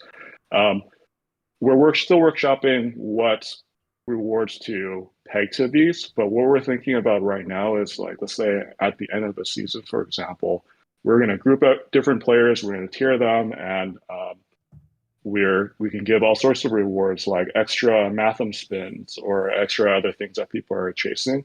We'll make it worth their while from a free to play standpoint. And I know that, like, people are used to having a lot more things in another game, and then jumping over, you may have to start over. We'll do what we can to make sure that the engaged players are able to get a little something. So we're thinking here, and as I'm kind of thinking, like, in real time as Jack's giving me ideas, but there could be a component of, hey, there's like a individual component of the reward for loyalty points. I don't know if you guys see my mouse right here, but also a group component where if the entire ecosystem hits a certain point total, maybe something a little extra for all those involved. So something to excite you to, if you want to invite some of your friends and make a game out of it. Okay, there's like a group pot that we're trying to chase there. So kind of, any questions so far on the loyalty point? No, I think it's pretty good. Part? Pretty Okay. straight to the point. Yeah. Right. So ways to get you stuff you guys want. If you guys want gear, if you guys want ships, there's that component. Something I'm not going to go into too much. This is more of something that if you guys are interested, feel free to hit me up or anybody from our team, and we can go into this, because I know that some people are not as familiar with blockchain, and it's completely optional. It's not a thing, but there is a reward from the blockchain side for doing all of the same stuff. And I know that some Rise to War guys are super into blockchain, because I've been on the Gaia Discord and they have a blockchain thread in there, and this might be more for them. But think of these arcade as kind of like these frequent flyer miles that you can get from a loyalty program on an airliner and such. And some of these things, because they're blockchain, can be redeemed for real value. So it's an added bonus for those people that are interested. If you guys are not interested, don't worry about it. You don't have to spend too much time on it. But it's just more of, if you are, they're not bad to pay some attention to, because they're worth something. But something for everybody. Loyalty points, area that we want to focus on. So there's a lot there. Any kind of questions so far, fellow Jax? Anybody here so far? I'm good on that. Pretty clear. Okay. I think I think it's pretty cool the fact that there's a lot less bricks when you're chasing commanders, chasing ships, Mhm. chasing gear. If you're what you're implementing and you're saying is, hey, pretty much every ship is a good ship. There are no whatever Oris and freaking Haldir, whoever from like Rise to Mhm. War, these commanders that nobody ever plays. Well, what that tells you is if there's a lot less bricks, that means your money goes a lot further, right? So you're investing money, you're getting more on your return for investment than you are in, say, Rise to War, because you're missing out on all those crappy commanders, bricks, whatever, that are just a waste of your time. You're actually, when you get a ship, you get gear, it's actually something that's good, like all across the board. So that's a pretty big thing. Yeah, no. Well, definitely with you and me trying to get Grime to work in like 2.0. Like I know that we kind of go down rabbit holes to try to make it work. And if anybody knows me back in 1.0, I spent way too much time trying to make Thranduil work, and he wasn't bad in the end. But like, yeah, definitely when it worth people's time if they actually spend the time to try to figure it out. That there are solutions. That's something we want to make sure. And we might not get it completely right the very first time, but it's something we're going to continue to work on, especially if people ended up investing in them. It's not like something you just change your mind on. It's like you already put a lot of time into it. Heard a lot of comments and gripes about Galadriel, where a lot of people spent a lot of time on her, and so did I personally. And and if something's changed as a meta change, well, we can uh, continue to improve the system. I guess a good question would be, and somebody in chat asked something similar to this, is so far, based upon the data that you have at hand, who are the most used ships and gear or abilities so far? Like who's the meta right now? What's the developed meta right now? Who are the You see this common theme amongst all servers and all players. Here are the 4 to 6 ships, and or here are the 4 to 6 officers that are most commonly used. And then you would probably need to screen share the game to show everyone. Yeah, well, I could speak on it right now, and some of it was that we had some mishaps where some abilities were a little bit overpowered. Anything with like evasion and the eclipse, like there were things where people were one-shotting like 230s or 260s when they're attacking like 10 levels up. So there Yeah. were some of those things, and there's like the Cipher has a lot of healing. I believe I'm talking about the correct ship, and healing can be a little bit strong. Yeah. More on the PVE That's side, good. it's when you're That's a good thing. it's, Healing is good. yeah, right. But when you're attacking down, like I guess some of our designers were more focused on like the top level matchups to keep those interesting. And at that point, like healing might not be as apparently strong as it otherwise could be. But Right. I'm just gonna make a reference to a battle way back when in Rise to War when I fought this dude called the Light, and he had this Galadriel, and I attacked him and he healed 200 health on me, and he left like unscathed. So there's definitely some gaps like that right now where some people are attacking down when they're a little bit strong, and the healing lets you come out untouched. So things that we're still going to refine, and I know that there's a number of solutions for that, but more so on the PVE side because everybody's playing PVE right now. There are these very strong PVE ships right now. Well, you got to show them. You got to stream it and show them, because they're not going to know by you. People that haven't played the game, they won't know when you say the names. They have to see it, right? Right. Well, all right. Let me just get a stream going. Yeah, and then you Let can me. kind of talk people through who's performing the best, or what's the meta that you think, or who's the most popular, or how people are designing and setting up the meta. And then it's important, because if you have new players coming into the game, all right, they're going to want to know right off the bat, who am I supposed to be getting here? Who am I supposed to be chasing, right? Who is kind of like the meta ships? Who is the meta gear? Who is the meta officers? It'll save people time and money, right? They can come in already kind of knowledgeable about, well, this is what we're seeing as far as trending and who's performing the best right now. Yeah. That's a great suggestion for like we could definitely come in like on some regular basis just to kind of give everybody an update. I'm not hesitant at all. I'm going to go into it, but I'm a little bit hesitant to Yeah, recommend these ships right now. and That's the only and thing that I would be more. Yeah. and I completely understand. And this is something a streamer should be doing, right? This is the streamer's job. But just kind of like, a little boost here from you guys, because you guys have the data or whatever, as much as you Sure. can. I'm not trying to put you on the spot, So, but give a little sure. insight as far as, like I said, the way you word it is important. Like, hey, this is what we're seeing as far as a trend, or who's doing well right now. This doesn't mean it's always going to be this way or whatever. Just right now, kind of like a little glimpse into what's performing well, and as Right. far as you Well, can take it. yeah. Well, I'll talk about some things that were a little bit overpowered because there were some like small hiccups in those areas right now. Um, and some fixes will be coming. But the Eclipse was one where there was an evasion that was very strong, stronger than intended, and they were able to destroy tiles way stronger than people should be attacking. And some things may have come down a little bit already. We're continue to tune this, and that's where I'm hesitant to do a recommendation because, well, we're actively rebalancing slightly, but then it's kind of the way things have gone so far. I Um, get it. so, yeah, especially before PVE, I mean PvP gets started, like it's okay, a little bit more okay for you to destroy tiles, but when you destroy people or annihilate them because of a bug, that's Right. not great. So this ship has been like and it's continuing to get tuned. And if you guys are actually inside some of our other discords, we have a War of Nova discord as well. Feel free to jump in there as well. There's a live discussion on like actively overpowered There you go. ships. So this is Post this the is link. definitely one. Yeah, post Um, somebody for the okay. War of Nova Discord. There you go. You can go there and see the chat and get into the discussion. That's perfect. Sweet. And then there's this other ship. I have to find exactly where this guy is.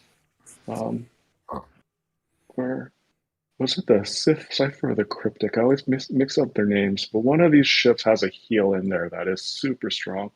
I think it's more the Cipher. I'm just going to go there, but it might be the Cryptic. But basically, healing right now, like, can fully heal your Strikecraft. Wow, that's And awesome. yeah, so that's an issue. So we're working on that, but we're working to dial things down a little bit. Um, but effectively, if you're talking down, you can heal all your stuff back up. So things we're going to continue to tune. That's one area. Um, then one last bit. There's this other Strikecraft that is supposed to give you a boost to normal damage. Might sound familiar to another Strikecraft you guys are familiar with, but right now it's giving you a second attack. So that is also actively being tuned, but it's strong. So those are the things on the top of my head, like live issues and bugs. Again, not recommendations per se, because we are going to fix them, but more just a heads up since you asked Jax of the state of play. Don't forget the Corruptor's insane stun skill at the moment as well, tasks. So the Corruptor, what you're running into is also related to that Strikecraft in there, the one that's doing the double hit. I was looking at it based off of the battle report you shared with me, and yeah, that's a part of it where it was doing an insane amount of troop damage. But definitely something that we're also tuning on that stun bit as well, because it's giving you a damage bonus and a stun at the same time, if I recall correctly. And yeah, definitely some things we will tune. Evan 2101 said that Moonveil would be the equivalent to Galadriel. Is that true? Well, there's definitely certain things that we try to capture from an experience standpoint. Not everything's exactly like one to one. We mix a lot of things in there, and they're going to continue to get tuned. So hard to say definitively on that one. But then if you guys are looking for certain types of gameplay, you will find like snippets or bits and pieces of things that you're looking for in the past. Sounds good. All right, cool. So what else did I have on my agenda? I think I knocked down everything that I had on my list for today. Gravity, anything else on your end as well? No, not at all. It's just been a pleasure to be able to All do right. this, to hear you talk about it. Like you're oozing with passion when it comes down to the building of this game, answering questions, like being able to field these responses too. So, yeah, I mean, this is, we really do encourage people to get in to just at least try the game out right now. A lot of this is also going to ideally play into how we're going to work with the server selection consolidation, how we're going to introduce guilds. And there's definitely a lot that we want to get your opinion on. So, yeah, that's all I have for today, really, from my side. And we'll definitely be, as you guys go and roll into the game more, ready to answer more and more questions and hear more and more feedback. Sounds good. I mean, there is another question which I ran into last night when I was trying to rename my base, and there is a character limit right now. And Neriak was asking if you guys you guys have any plans on expanding the character limit for forts or for bases and stuff. Active conversation. Yeah, we'll talk with our engineering team. Like we just threw a number out there because it was like, okay, what is reasonable? But if a case can be made, like, hey, you guys want to extend the number, we'll send it their way and see if that's a quick fix. Sounds good. So what's the character limit that we're looking for right now? I mean, right now it's 15, I believe. But Yeah. 25. I don't know. 25 be a good number, guys. Okay. 700, Yeah. Let us run it back with 700 engineering just to make sure. 726. Wait, that might be a little too much, guys. Yeah. We're not writing the Bible here. Yeah. Come on. Yeah. I don't know. Yeah, Well, a 25, I think would be a good number. Allows us to, people. Okay. Yeah. Neryak said that right was 25, which I didn't know, but 25, I think, yeah. I was just kind of out of the top of my mind. I think 25 sounds like a good number for people to play around with nicknames and things that they want to give themselves. Okay. Yeah. Just things that we might be able to tune, but things we just have to be careful about on like different screens, like the battle report screen, and so we make sure we don't run into the overflow issues. We just have to take the time to just make sure that all the other screens just kind of work. And yeah, if it's possible, if it's a quick win, we'll definitely try to make something like that happen. I mean, I just have a couple of thoughts, just as issues that I've had with Rise to War. I have with Rise to War in general, and I don't know if it's. I don't know. I mean, if you don't have any plans. You said it was something we haven't talked about yet. Are there any plans for adding some actual fun PvE elements to the season? Because kind of just going back from Rise to War, Lord of the Rings, I was expecting a little bit more fun PvE things to do, or things that could influence or help my team. Maybe I'm gonna be a free to play tiler, because tiling is like the original tiling system is part of this game, or I'm gonna be the siege guy, or I'm gonna do something. I'm gonna farm resources to help my teammates have resources for their PvP. Are there any, or are there also just events during the season that you guys are gonna add in terms of PvE that makes it more fun, other than just kind of everybody's trying to build up on resources, level up to 50, and you just bang on, fight each other, and see who wins? You guys have any thoughts? Absolutely. Definitely a lot of thoughts. And before going into newer stuff, like just going back into 1.0, like the concept of siegers, also the concept of tilers. So it's back in play. So if you want to be the guy that helps connect a landing so that your big hitter doesn't get bounced, that is still it's back. So for people that are playing like tile spam wars and that kind of thing, and some people are really good at that, there's that opportunity there. And also, like I mentioned, on the Red Book kind of PvE side of things, it's not all completely there yet, but we're gonna continue to add when we get some good builds, some good PvE builds there. But more to your direct question, like if you guys I played a lot of StarCraft, but I've also played a lot of Warcraft 3, where one big change that they made from StarCraft to Warcraft 3 is during the course of building up your army, you could go on these side adventures and you could kill these things on the side. You level up your character and you pick up all this like gear and weapons and potions and stuff like that. Yeah, anything's on the table. So we could build into some of these things for something for everybody. Again, we have to put on the list of all these things to do. But like, hey, if the demand is there, we can prioritize some things more urgently than others. That sounds good, man. Yeah, it's just for me. It's just always been. Although I love I mean, I love the PvP. I love the fighting, but it's just nice to have the little extra things on the side to do when things either there's no PvP or something is down the weekend. People are not really doing a lot of fighting because people are kind of taking the weekend off or things like that.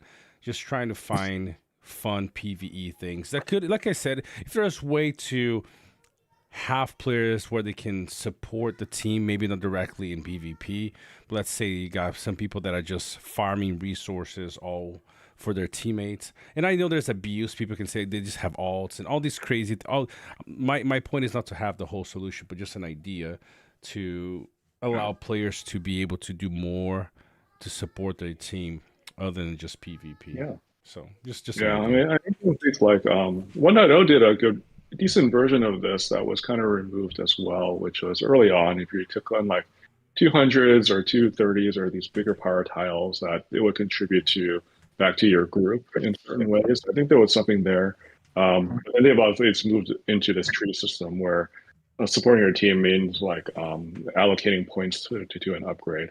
But there's some cues for things that were helpful and worked, and things that we could explore and look into as well.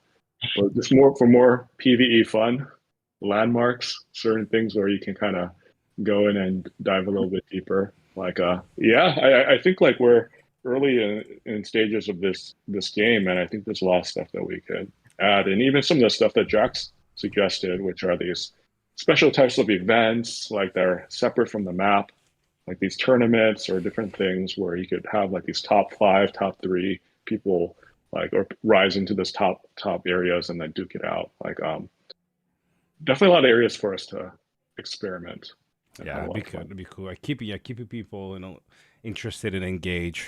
Because I think it's gonna be a tricky thing to see how you guys avoid dead servers and things like that, which we've all been cursed with in Rise to War, even from 1.0 to 2.0. I think I've been mostly in more empty servers than on full active servers than in my 21 seasons in this game. So be interesting how you guys keep everybody engaged. I mean, I know you guys can do it. It's just gonna be interesting to see. Yeah, and I think it's just gonna be a multi-pronged attack. Better matchmaking, better servers to help kind of alleviate some of that, and then there's always going to be what other percent of the people haven't we gotten yet, and then we go in and try to make something for those people. So I think there's going to be a lot of solutions. I think we're going to need to do. It's not going to be one silver bullet. I think it's just going to take like just ongoing effort just to make the game constantly better. Yeah, well, I like the comment from Silk when he said if free-to-play low spenders are relegated to just pathing, then it would just go same way as 2.0. Just have a decently balanced counter system, which is actually happening rather well right now. So well, good. It's good to on hear. the website, like on the website, as I mentioned with the loyalty points, some stuff that's free to play, like I still need to get back into numbers and get back in with the team, but then ways to catch up players that maybe are used to just having a little bit more because they've played a lot in other games, to help them catch up a little bit. And I know there have been comments on the battle pass and certain things. So ways for us to make things square without even having to redo the battle pass, but filling the gaps that were missed. Something that, for everybody to definitely stay tuned on. Sounds good, man. It's sounding All right. exciting for show. I mean, it's looking good, honestly. And 36 ships right now, more to come. So, in a nutshell, guys, if you haven't played the game yet, or you haven't caught the whole stream, essentially, there's 3 different ways that you there's two different ways that you equip your ship. So instead of being a commander, you basically have ships like the Cypher you can see up here. Okay, and instead of having gear pieces, if you're familiar to Rise to War, then the gear pieces are actually officers. It's 4 different slots, and you equip your officers, and you can strengthen and refine your officers to get more, stats and then the abilities, and you fill your your motherships with 3 different Starcrafts, which are melee. I'm assuming it's still melee, cavalry, and large. Is that what it is? So The 3 there's different definitely tiers. right. There's definitely long range and short range, Okay, but then kind of like with the bow knights, you can still have long range sounds good. and kind of bigger. So we have those. We have a concept of small, medium, and large. So they're separate, and then you have the range component. Yep, and then that's basically how it is. So you want a different gameplay, switch your officers around, switch your units around, and you get. Yeah, it's sounding very cool, and we go back to the complexity of 1.0, which is very, very fun. That's the funnest thing I used to spend my time on, was theory crafting, and we are back at it again, boys and girls. Couple of comments here, guys. We got Silkwing saying, "LOL, the battle pass sucks." Meant it in the kindest way. And you got Neriak following up with with a comment saying, "Respectfully, the battle pass sucks." Respectfully, I have no idea. I gotta check the battle pass now in my account, but I know you guys are doing your best. You guys are gonna make it the best thing possible. I have no clue what it looks One like right thing now, about though. the Battle Pass, definitely one thing about Battle Pass that we didn't showcase enough is that right now, for what's disclosed, if you click on an officer inside the Battle Pass, it doesn't tell you too much on it. And each of these officers individually, there's no frame around them to tell you if it's like a golden legendary or like a epic purple. There is a legendary in there. That isn't showcased, and I think people can miss. So it's hard to tell the concentration, the true concentration of epics versus legendaries versus Gotcha. rares in Gotcha. there. So there's more to it than people might think. But granted that it's still the case, different ways for us to still make it better. And um, I will say in the external website, follow the loyalty points. We're going to try to figure out ways to improve things for the free-to-play player. Sounds good. Silk says, what I love is there is very little meta, so the permutation for setup actually are currently great. Sounds good, man. There's a legendary in there for sure. He was hiding. He was hiding in there. Yak said. All right, man. All right, guys. We're just hitting 2 hours. Anything else? Tasks? You guys want to showcase for us before we close? And Gravity Blast. Not offhand, but we always have to leave the audience wanting, right?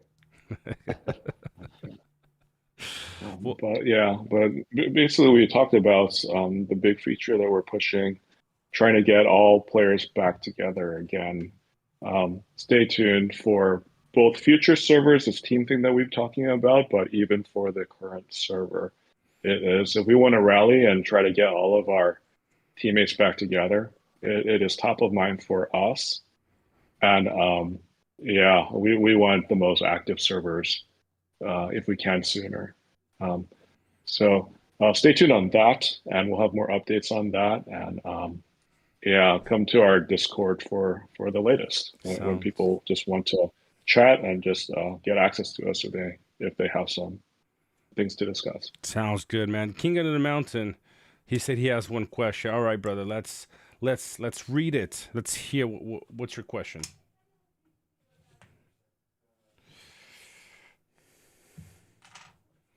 Have you considered, let me see the question here on this bigger screen. Have you considered turning servers off for a couple of hours a day to suit all time zones? Because honestly, 24/7 after 3 years is killing me. So, what are they looking for? Like certain servers that only run on certain hours? I think Like, what he means is it's just like a, kind okay. of, all servers basically, like turning it off for 3 hours at this time a day or 3 hours at this other time a day. Because he's just saying that 24, playing 24, having servers that run 24/7.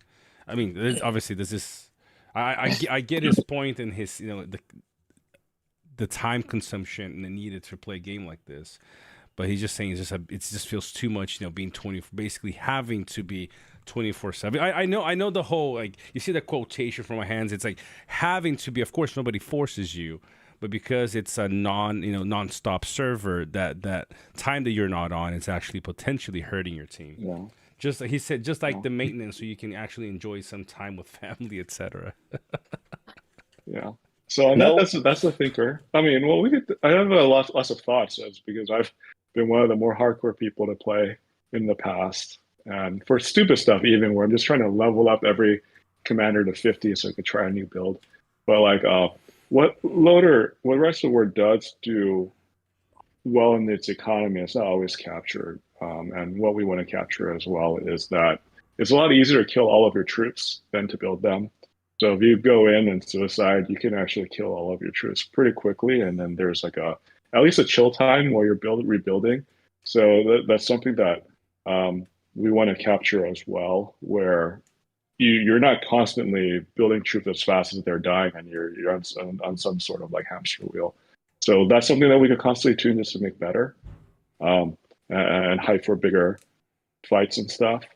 But past that, we're all ears for ideas, and I think like given more time, maybe there are different types of servers. That's what I was gonna No say right promise now. there, but, all right. Um, I mean, look, right, so we definitely have different types of servers, things that we could explore as well. But our big thing is just to make sure that the servers that we have are good right now, and then we could go in and always dig deeper.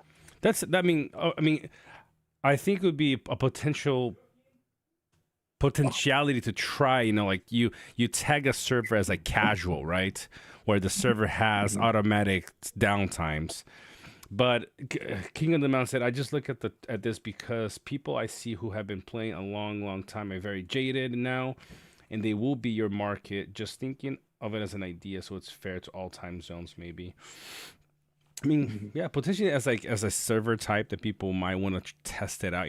Hey, this is a casual server where we have downtimes where everybody basically, we have maintenance times every so hour, so nobody can log in. But then, it's yeah. I mean, forcing out on all it's servers would be hard. tough. Yeah. It's hard. It's hard to turn off the server certain hours of the day. I don't think that's realistic. And a lot of the questions or comments I'm seeing are QOL, quality of life stuff.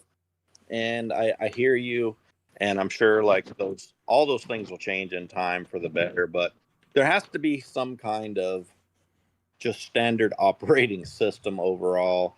Just that's just how games work, and I don't foresee it changing and being kind of all these things or all these suggestions from you guys and other guys and whatever. It's just going to be one standard format. That's just how these things work.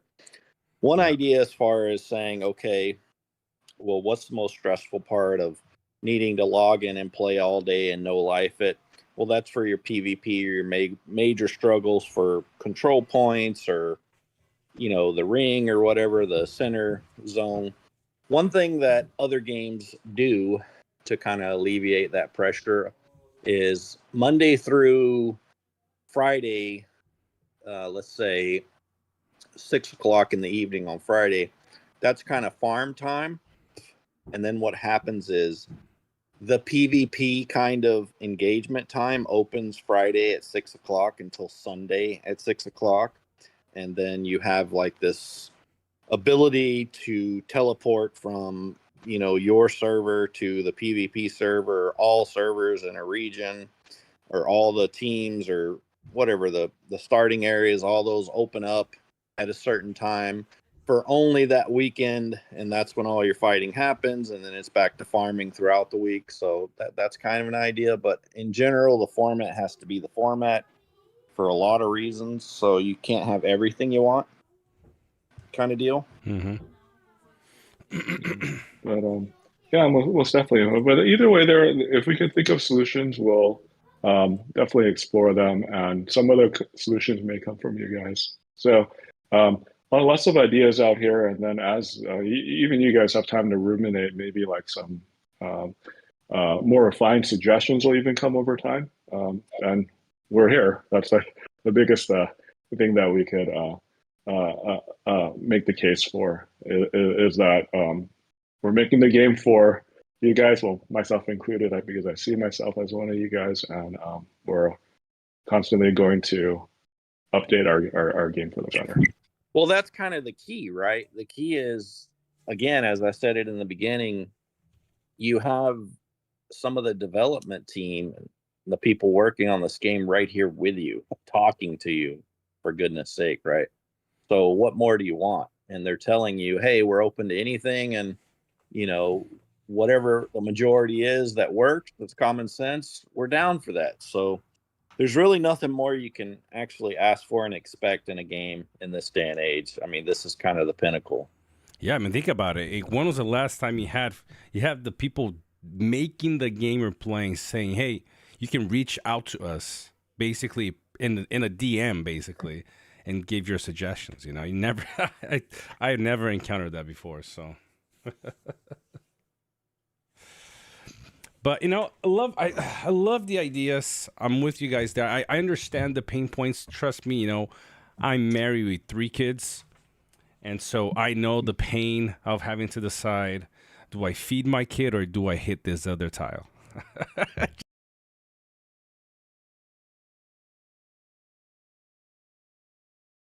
Play the game and support the team. So I understand your point, King of the Mountain. It's probably I always hit the tile, exactly.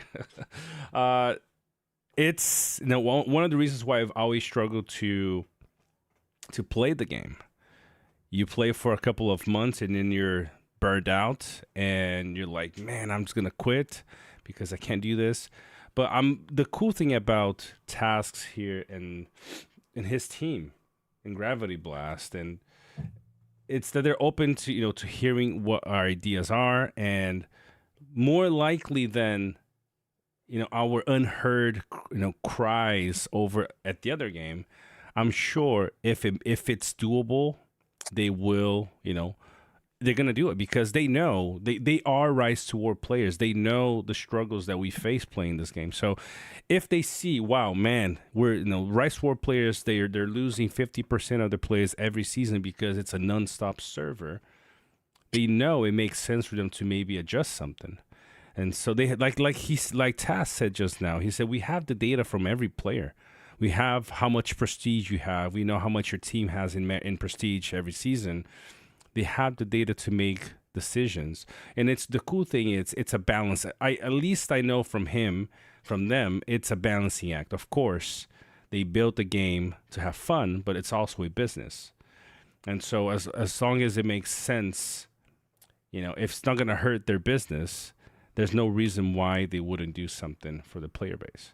So I'm actually, having a dev being willing to sit down and talk to us and run us through how the game is and saying, look, we're open to suggestions. We want to make changes that make sense and it's going to help the players. Honestly, I don't think we can go wrong with this. So. We'll commit of being available, so we make sure we live up to the hype, and just going to be something that we're going to constantly try to make good on and do a good job on. But at this point, we should probably jump off right now because I guess we have to get back to worry. The rest of our team is hard at work while we're out here having fun and coffee with you guys. But yeah, happy to do this again whenever we have the new latest and greatest updates, or when there are just a lot of mounting questions that are starting to pile up. And yeah, we'll be I happy to think jump in with you guys. those are again. two perfect moments, Taz, to hop back on. You know, when we have a lot of questions that players are sending your way, we can have a Q&A sit down. I think it's a really good one. And then whenever something major comes up, we can have a quick stream and showcase what the update means and run it through for the players. It's awesome. Sounds All good. right. So cool. Great suggestion. All right, guys, it's been great chatting with you. Can't wait to do it again. Sounds good, Gravity. I appreciate it. All right, guys, we're going to stay here for another few minutes before we close the stream. And I appreciate you guys hopping on Task and Gravity. Look forward to seeing you guys very, very soon. Absolutely, man. Always a pleasure, and yeah, appreciate you spending the time to host. Also, Jackson, Sam, like you guys been in a couple of our streams already at this point. I remember you guys jumped in back in November as well. So always excited to have you guys here as well. And anybody other guys that you guys want to jump in, that would be good to share their thoughts. Yeah, more the merrier. Sounds good. All All right. Take it All right, easy. dudes. Take care, guys. Take care. All right. Talk to you guys soon. All right, let's close this screen right here. We back to our old BG. Sam, can you hear me, boy?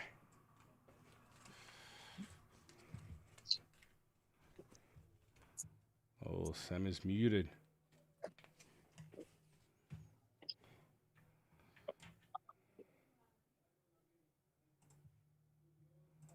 Sam, you here? I guess not. All right, to see King on the Mount's actually really refreshed to have devs talking directly like this. Yes, it is. It's the first time actually. Big thanks to Nova, guys. Got me engaged personally for sure. Been a long time since I got excited about a new game. About 3 to 4 years. When was the last one? Was it when Rise to War first came out, Silkwing? J-Email says they should just shut down all servers and merge them all into 1 or 2 servers. Do that now. They'll lose half their audience if they wait a full season. Are you talking, Neriak, you're talking about Nova here? Or are you talking about the other game? All right, let's pop up my game really quick here. We'll spend a couple of minutes going through. Talking about the current activity in Nova servers. Oh, gotcha. Oh, man, I don't want to.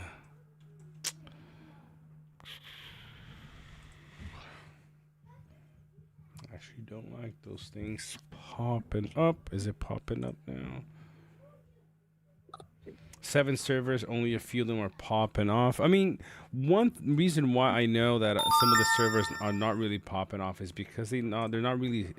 I don't want Rise Tour. They're not really spending heavy on marketing yet. They're kind of getting everything, streamlined first. It's like the beta. Exactly. So that is the reason why.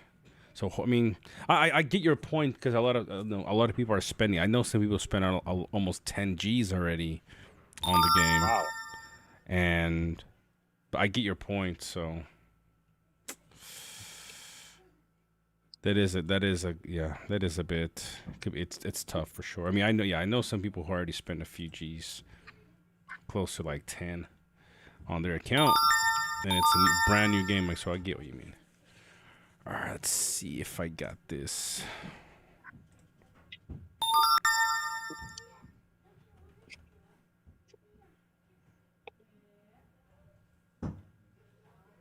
All right.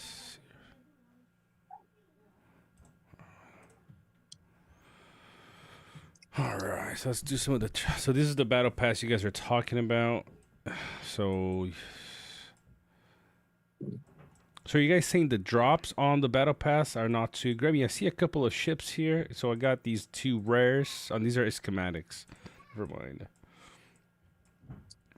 Where is this a command officer? This is also this schematic. I mean, no, isn't it? A couple of rare ships here. Where is the legendary one? Another rare.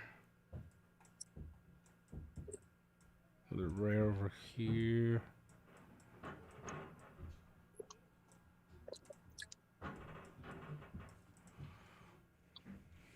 All right.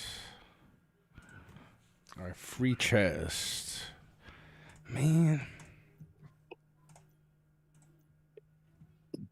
We can use tile search tool to find tiles matching certain conditions.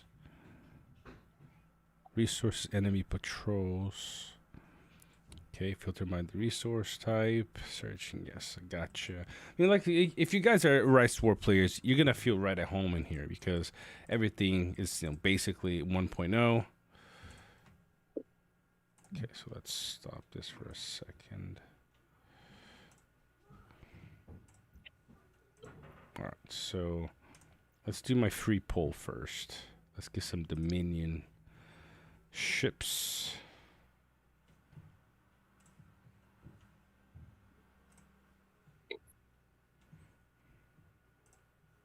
All right.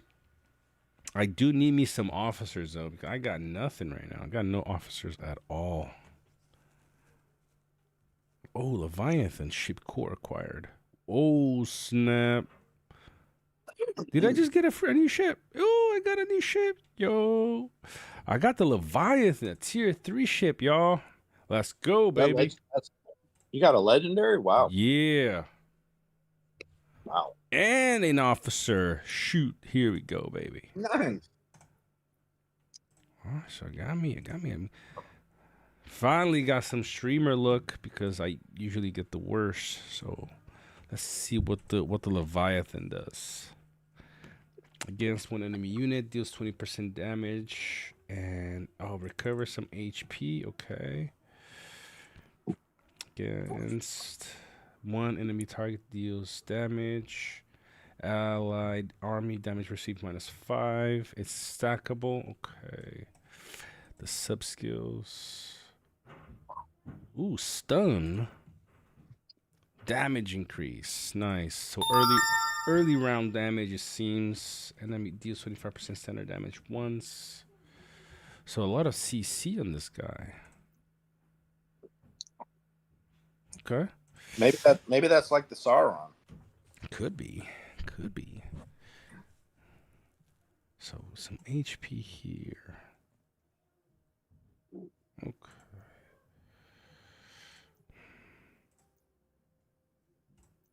Let's go with this first though. Let's go with the damage skills here. Oof. Go. All right, sweet. I gotta make me some troops though. So we go into the strike craft to get to make some sheeps. All right.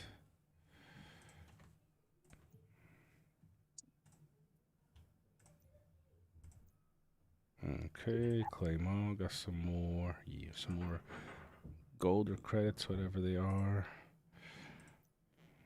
What am I doing? So, generate at least 150 influence per hour. Okay. Storage level 3. Alright, I got 5 minutes. Alright, so where are my ships?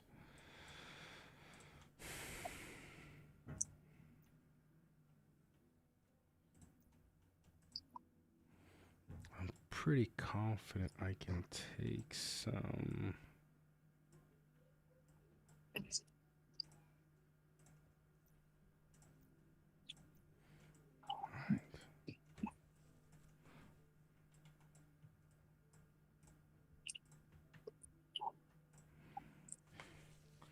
Dark Fang, baby. Let's go. Silkwing, do you stream this game as well? Yeah, he has been since launch, I believe. Yeah, I just got me some sweet ride, y'all. The Leviathan.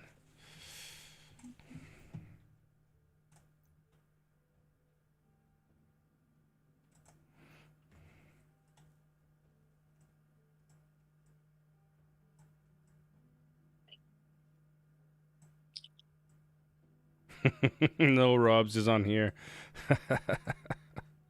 Oh hell no.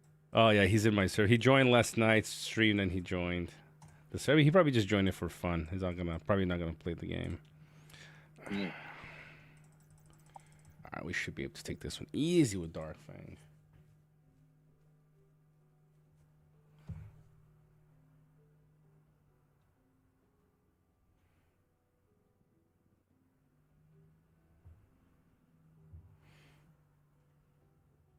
So who's the main streamer for this?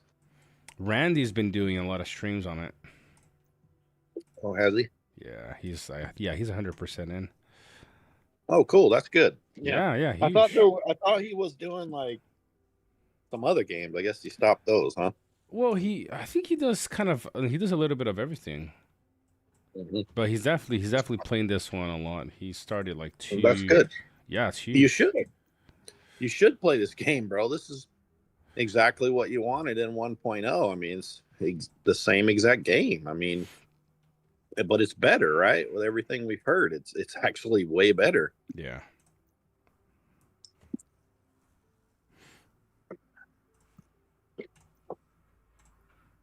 I mean, I wouldn't be surprised. I wouldn't be surprised when they see Rise toward people streaming. They're gonna come here and see all the things that they're implementing. That they should have implemented. Like, oh crap, we need to implement this now. You know what I mean? Because that happened in the past where we'd be talking about different things that like a lot of implementation that they do it after people just do a bunch of videos about it. We got the Cypher 2. I think I should be maybe doing some fabrication. Still an hour to go. Okay, so Dark Fang's level 8.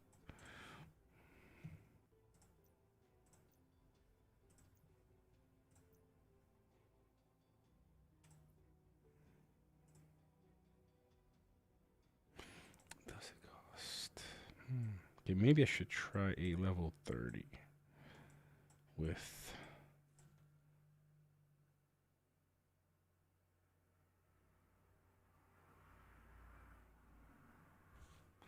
What's up, Angus? Fellow, remember last night I asked about the Dragon Tooth, the Balrog thing. I just opened the map and got the Balrog blazing. Man, you got some luck there, man, because that doesn't happen. That doesn't happen very often, honestly. So now you can refine it, which is good. I'm not sure the game is fully ready for a mass exodus from Rise Sword just yet. Seriously, need to sort some battle algorithms, reports, and ship skills first, but shouldn't take too long. I hear you. I mean, I think this game didn't have a full. Oh yeah, it's easy. This game didn't have a full beta, with all the stuff that they have now. So it's basically up to us who are playing it to really give the feedback. Right now, largest audience is Crypto Fly by Nights. Rexor guy is going to be pulling reports apart and just get frustrated. I mean, I'm not sure. I gotta understand like the whole crypto thing. I have no idea exactly how it works,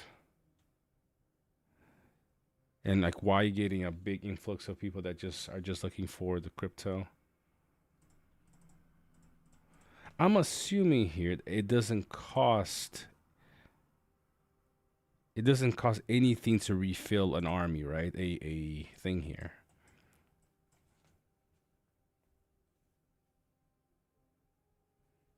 I mean, you could have Silk. You're cool, man. You can put your link here, man. It's not the more eyes on things is better. So you can post your link in the chat, man.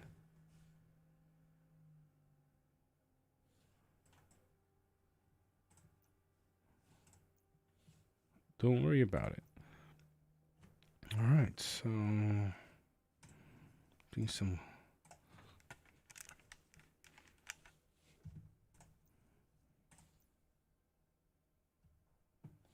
Sam, man, you know what? I ain't gonna say nothing, man. Oh, I forgot. I got a officer now. Where is he? Gia. So ship power +2, elemental +5, initiative +1. Gia boy, my first command, my first officer in the game. Looks birdie, doesn't it?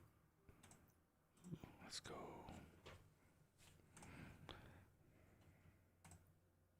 All right, so got a level 30. I can probably take a level 40 easy then with Dark Fang. Ooh, 18. I will probably get wrecked, so we might just stick around with 30s for now. Let's see how poorly ranked I am.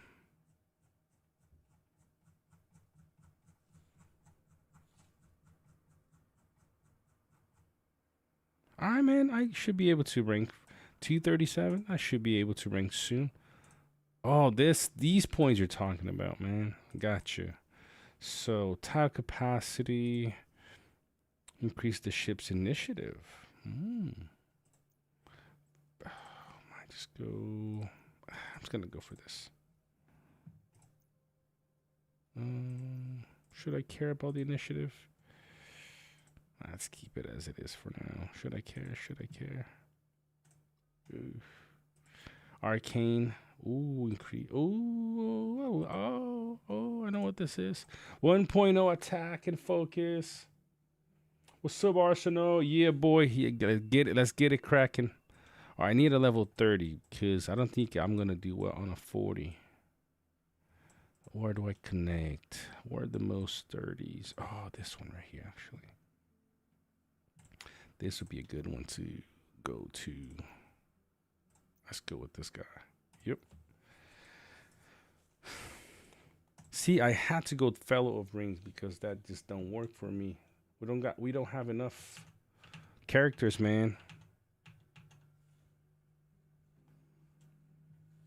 Need more characters so I can get my full name here. Well, maybe I should have done Fellow of Nova, huh? Would have been a better name.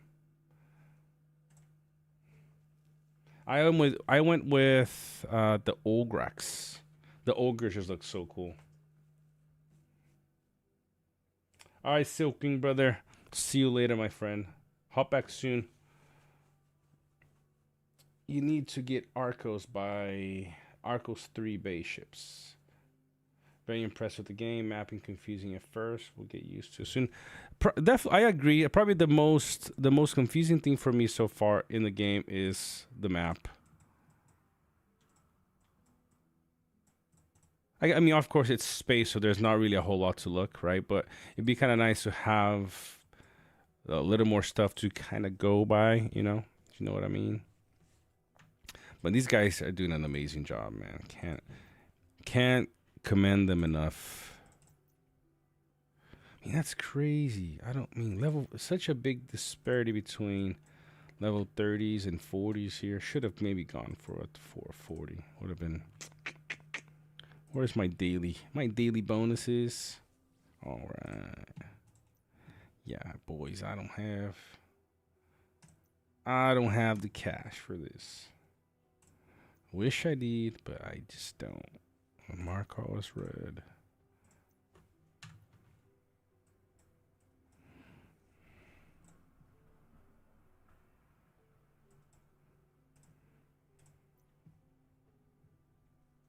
All right, my Dark Fang is out. Let's refill these guys.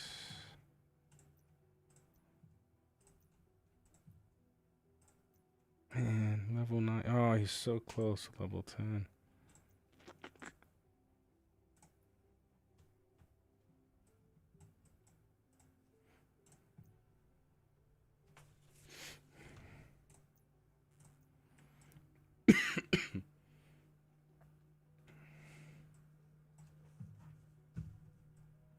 I'm gonna take these 2 tiles. I need some more. I'm gonna go to infrastructure here. Oh, I got some Arcos ships now.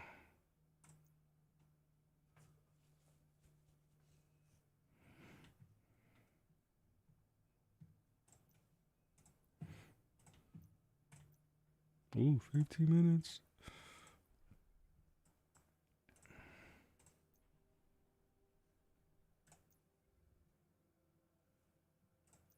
Let's see what happens if I go not full.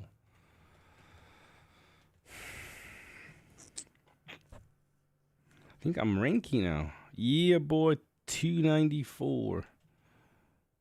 Top guilds, we're number 5. Top factions, we're number 4.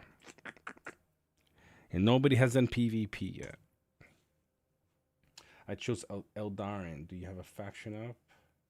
Yeah, I am. I'm in the Olgrax faction.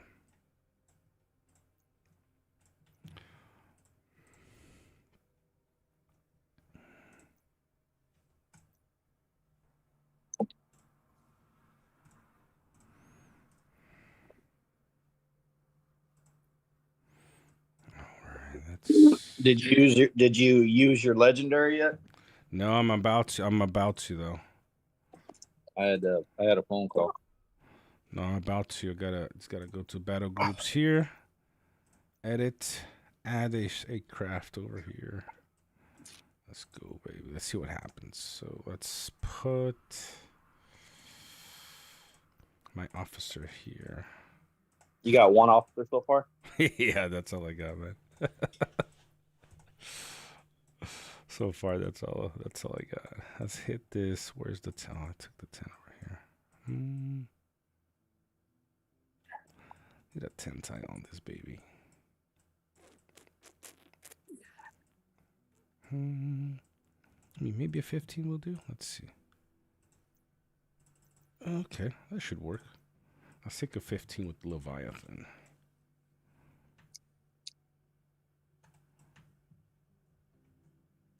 It does look pretty cool, man. Look at that. Yeah, it's probably a little to get used to looking at it because it's in space. Yeah. If you're like Rise to War, but you play it a little while and you don't even notice it, I bet. Yep.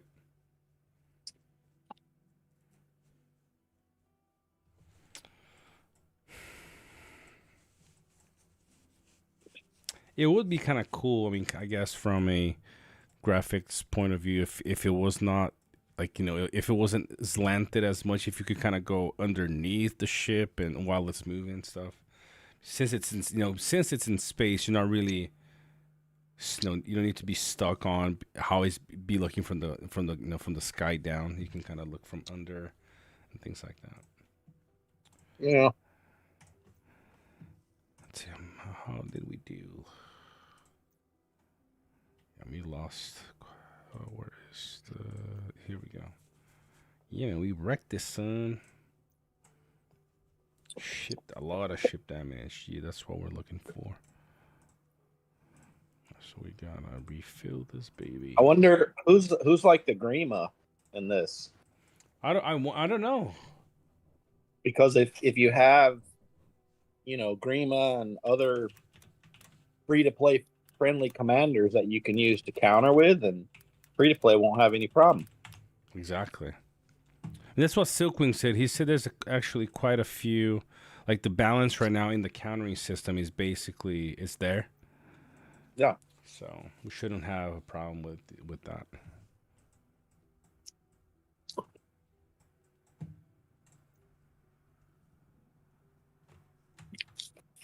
What's the update on Lucifer? I gotta see his last message. Let me see here. Let me check. Let's close the stream. It's already Wednesday, right? Yep. We got to get on that thing we were talking about. Which one? Talking to everybody, having them on. Yeah. Let me see here.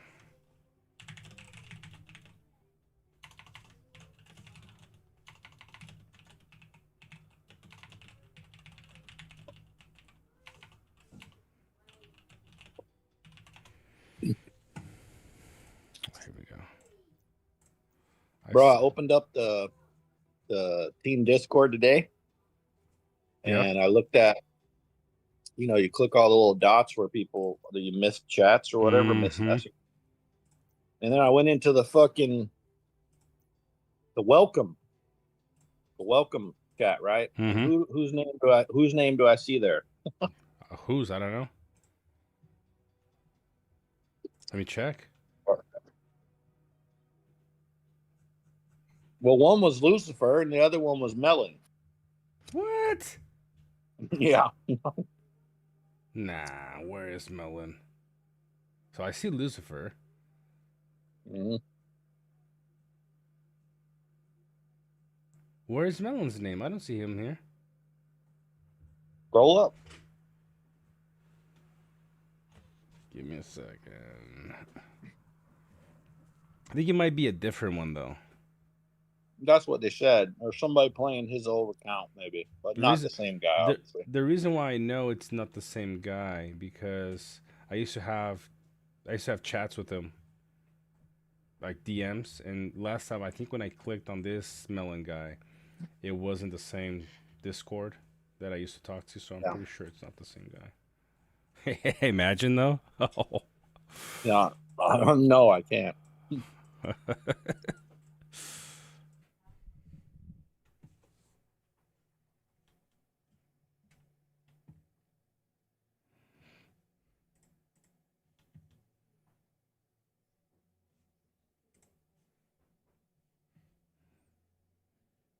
Yo, guys, you guys still here?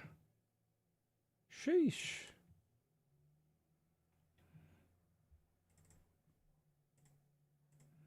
Well, even my camera's working now.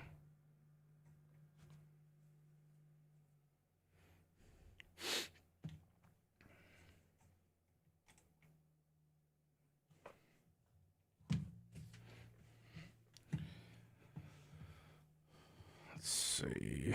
Where is my camera not on?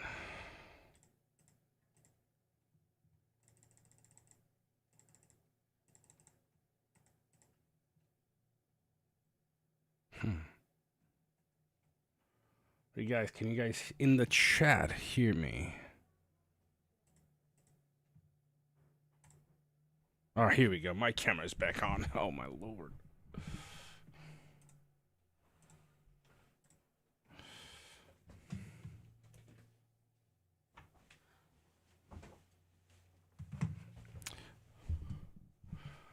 Alrighty, guys. That's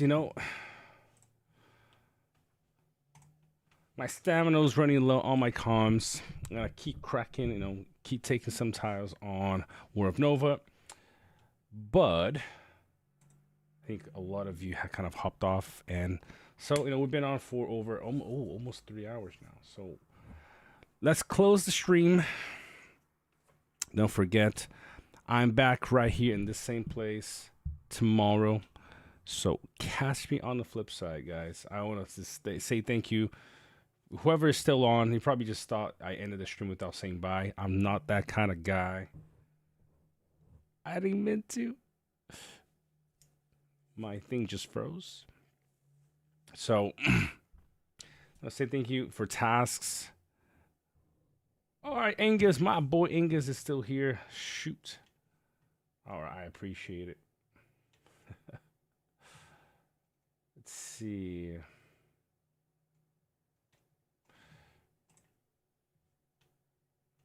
I'll say thank you also to, let's see here really quick.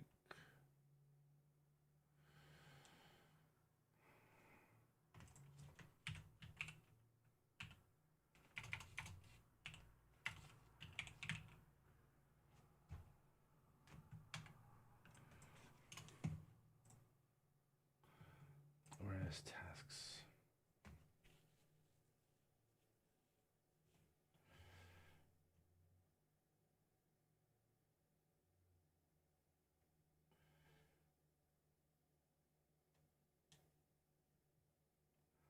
Just a second, y'all.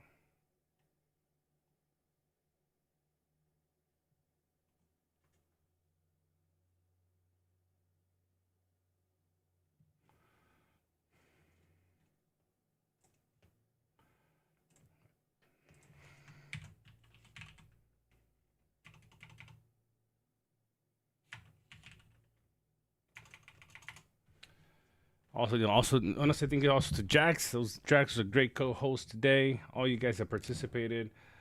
Atlante, yeah, just to make sure you understand, I'm not leaving Rice War, man. I'm just showcasing this new game, which has the same mechanics as Rice War 1.0. I'm Rice to War through and through, brother. I ain't going nowhere. Angus, brother, I appreciate your support, my friend. You have a good night. Good luck on your pulse. Don't forget, get that one main formation up and running. Once that's fully optimized, then you can just kind of go all over the place after that with everything else that you want to run.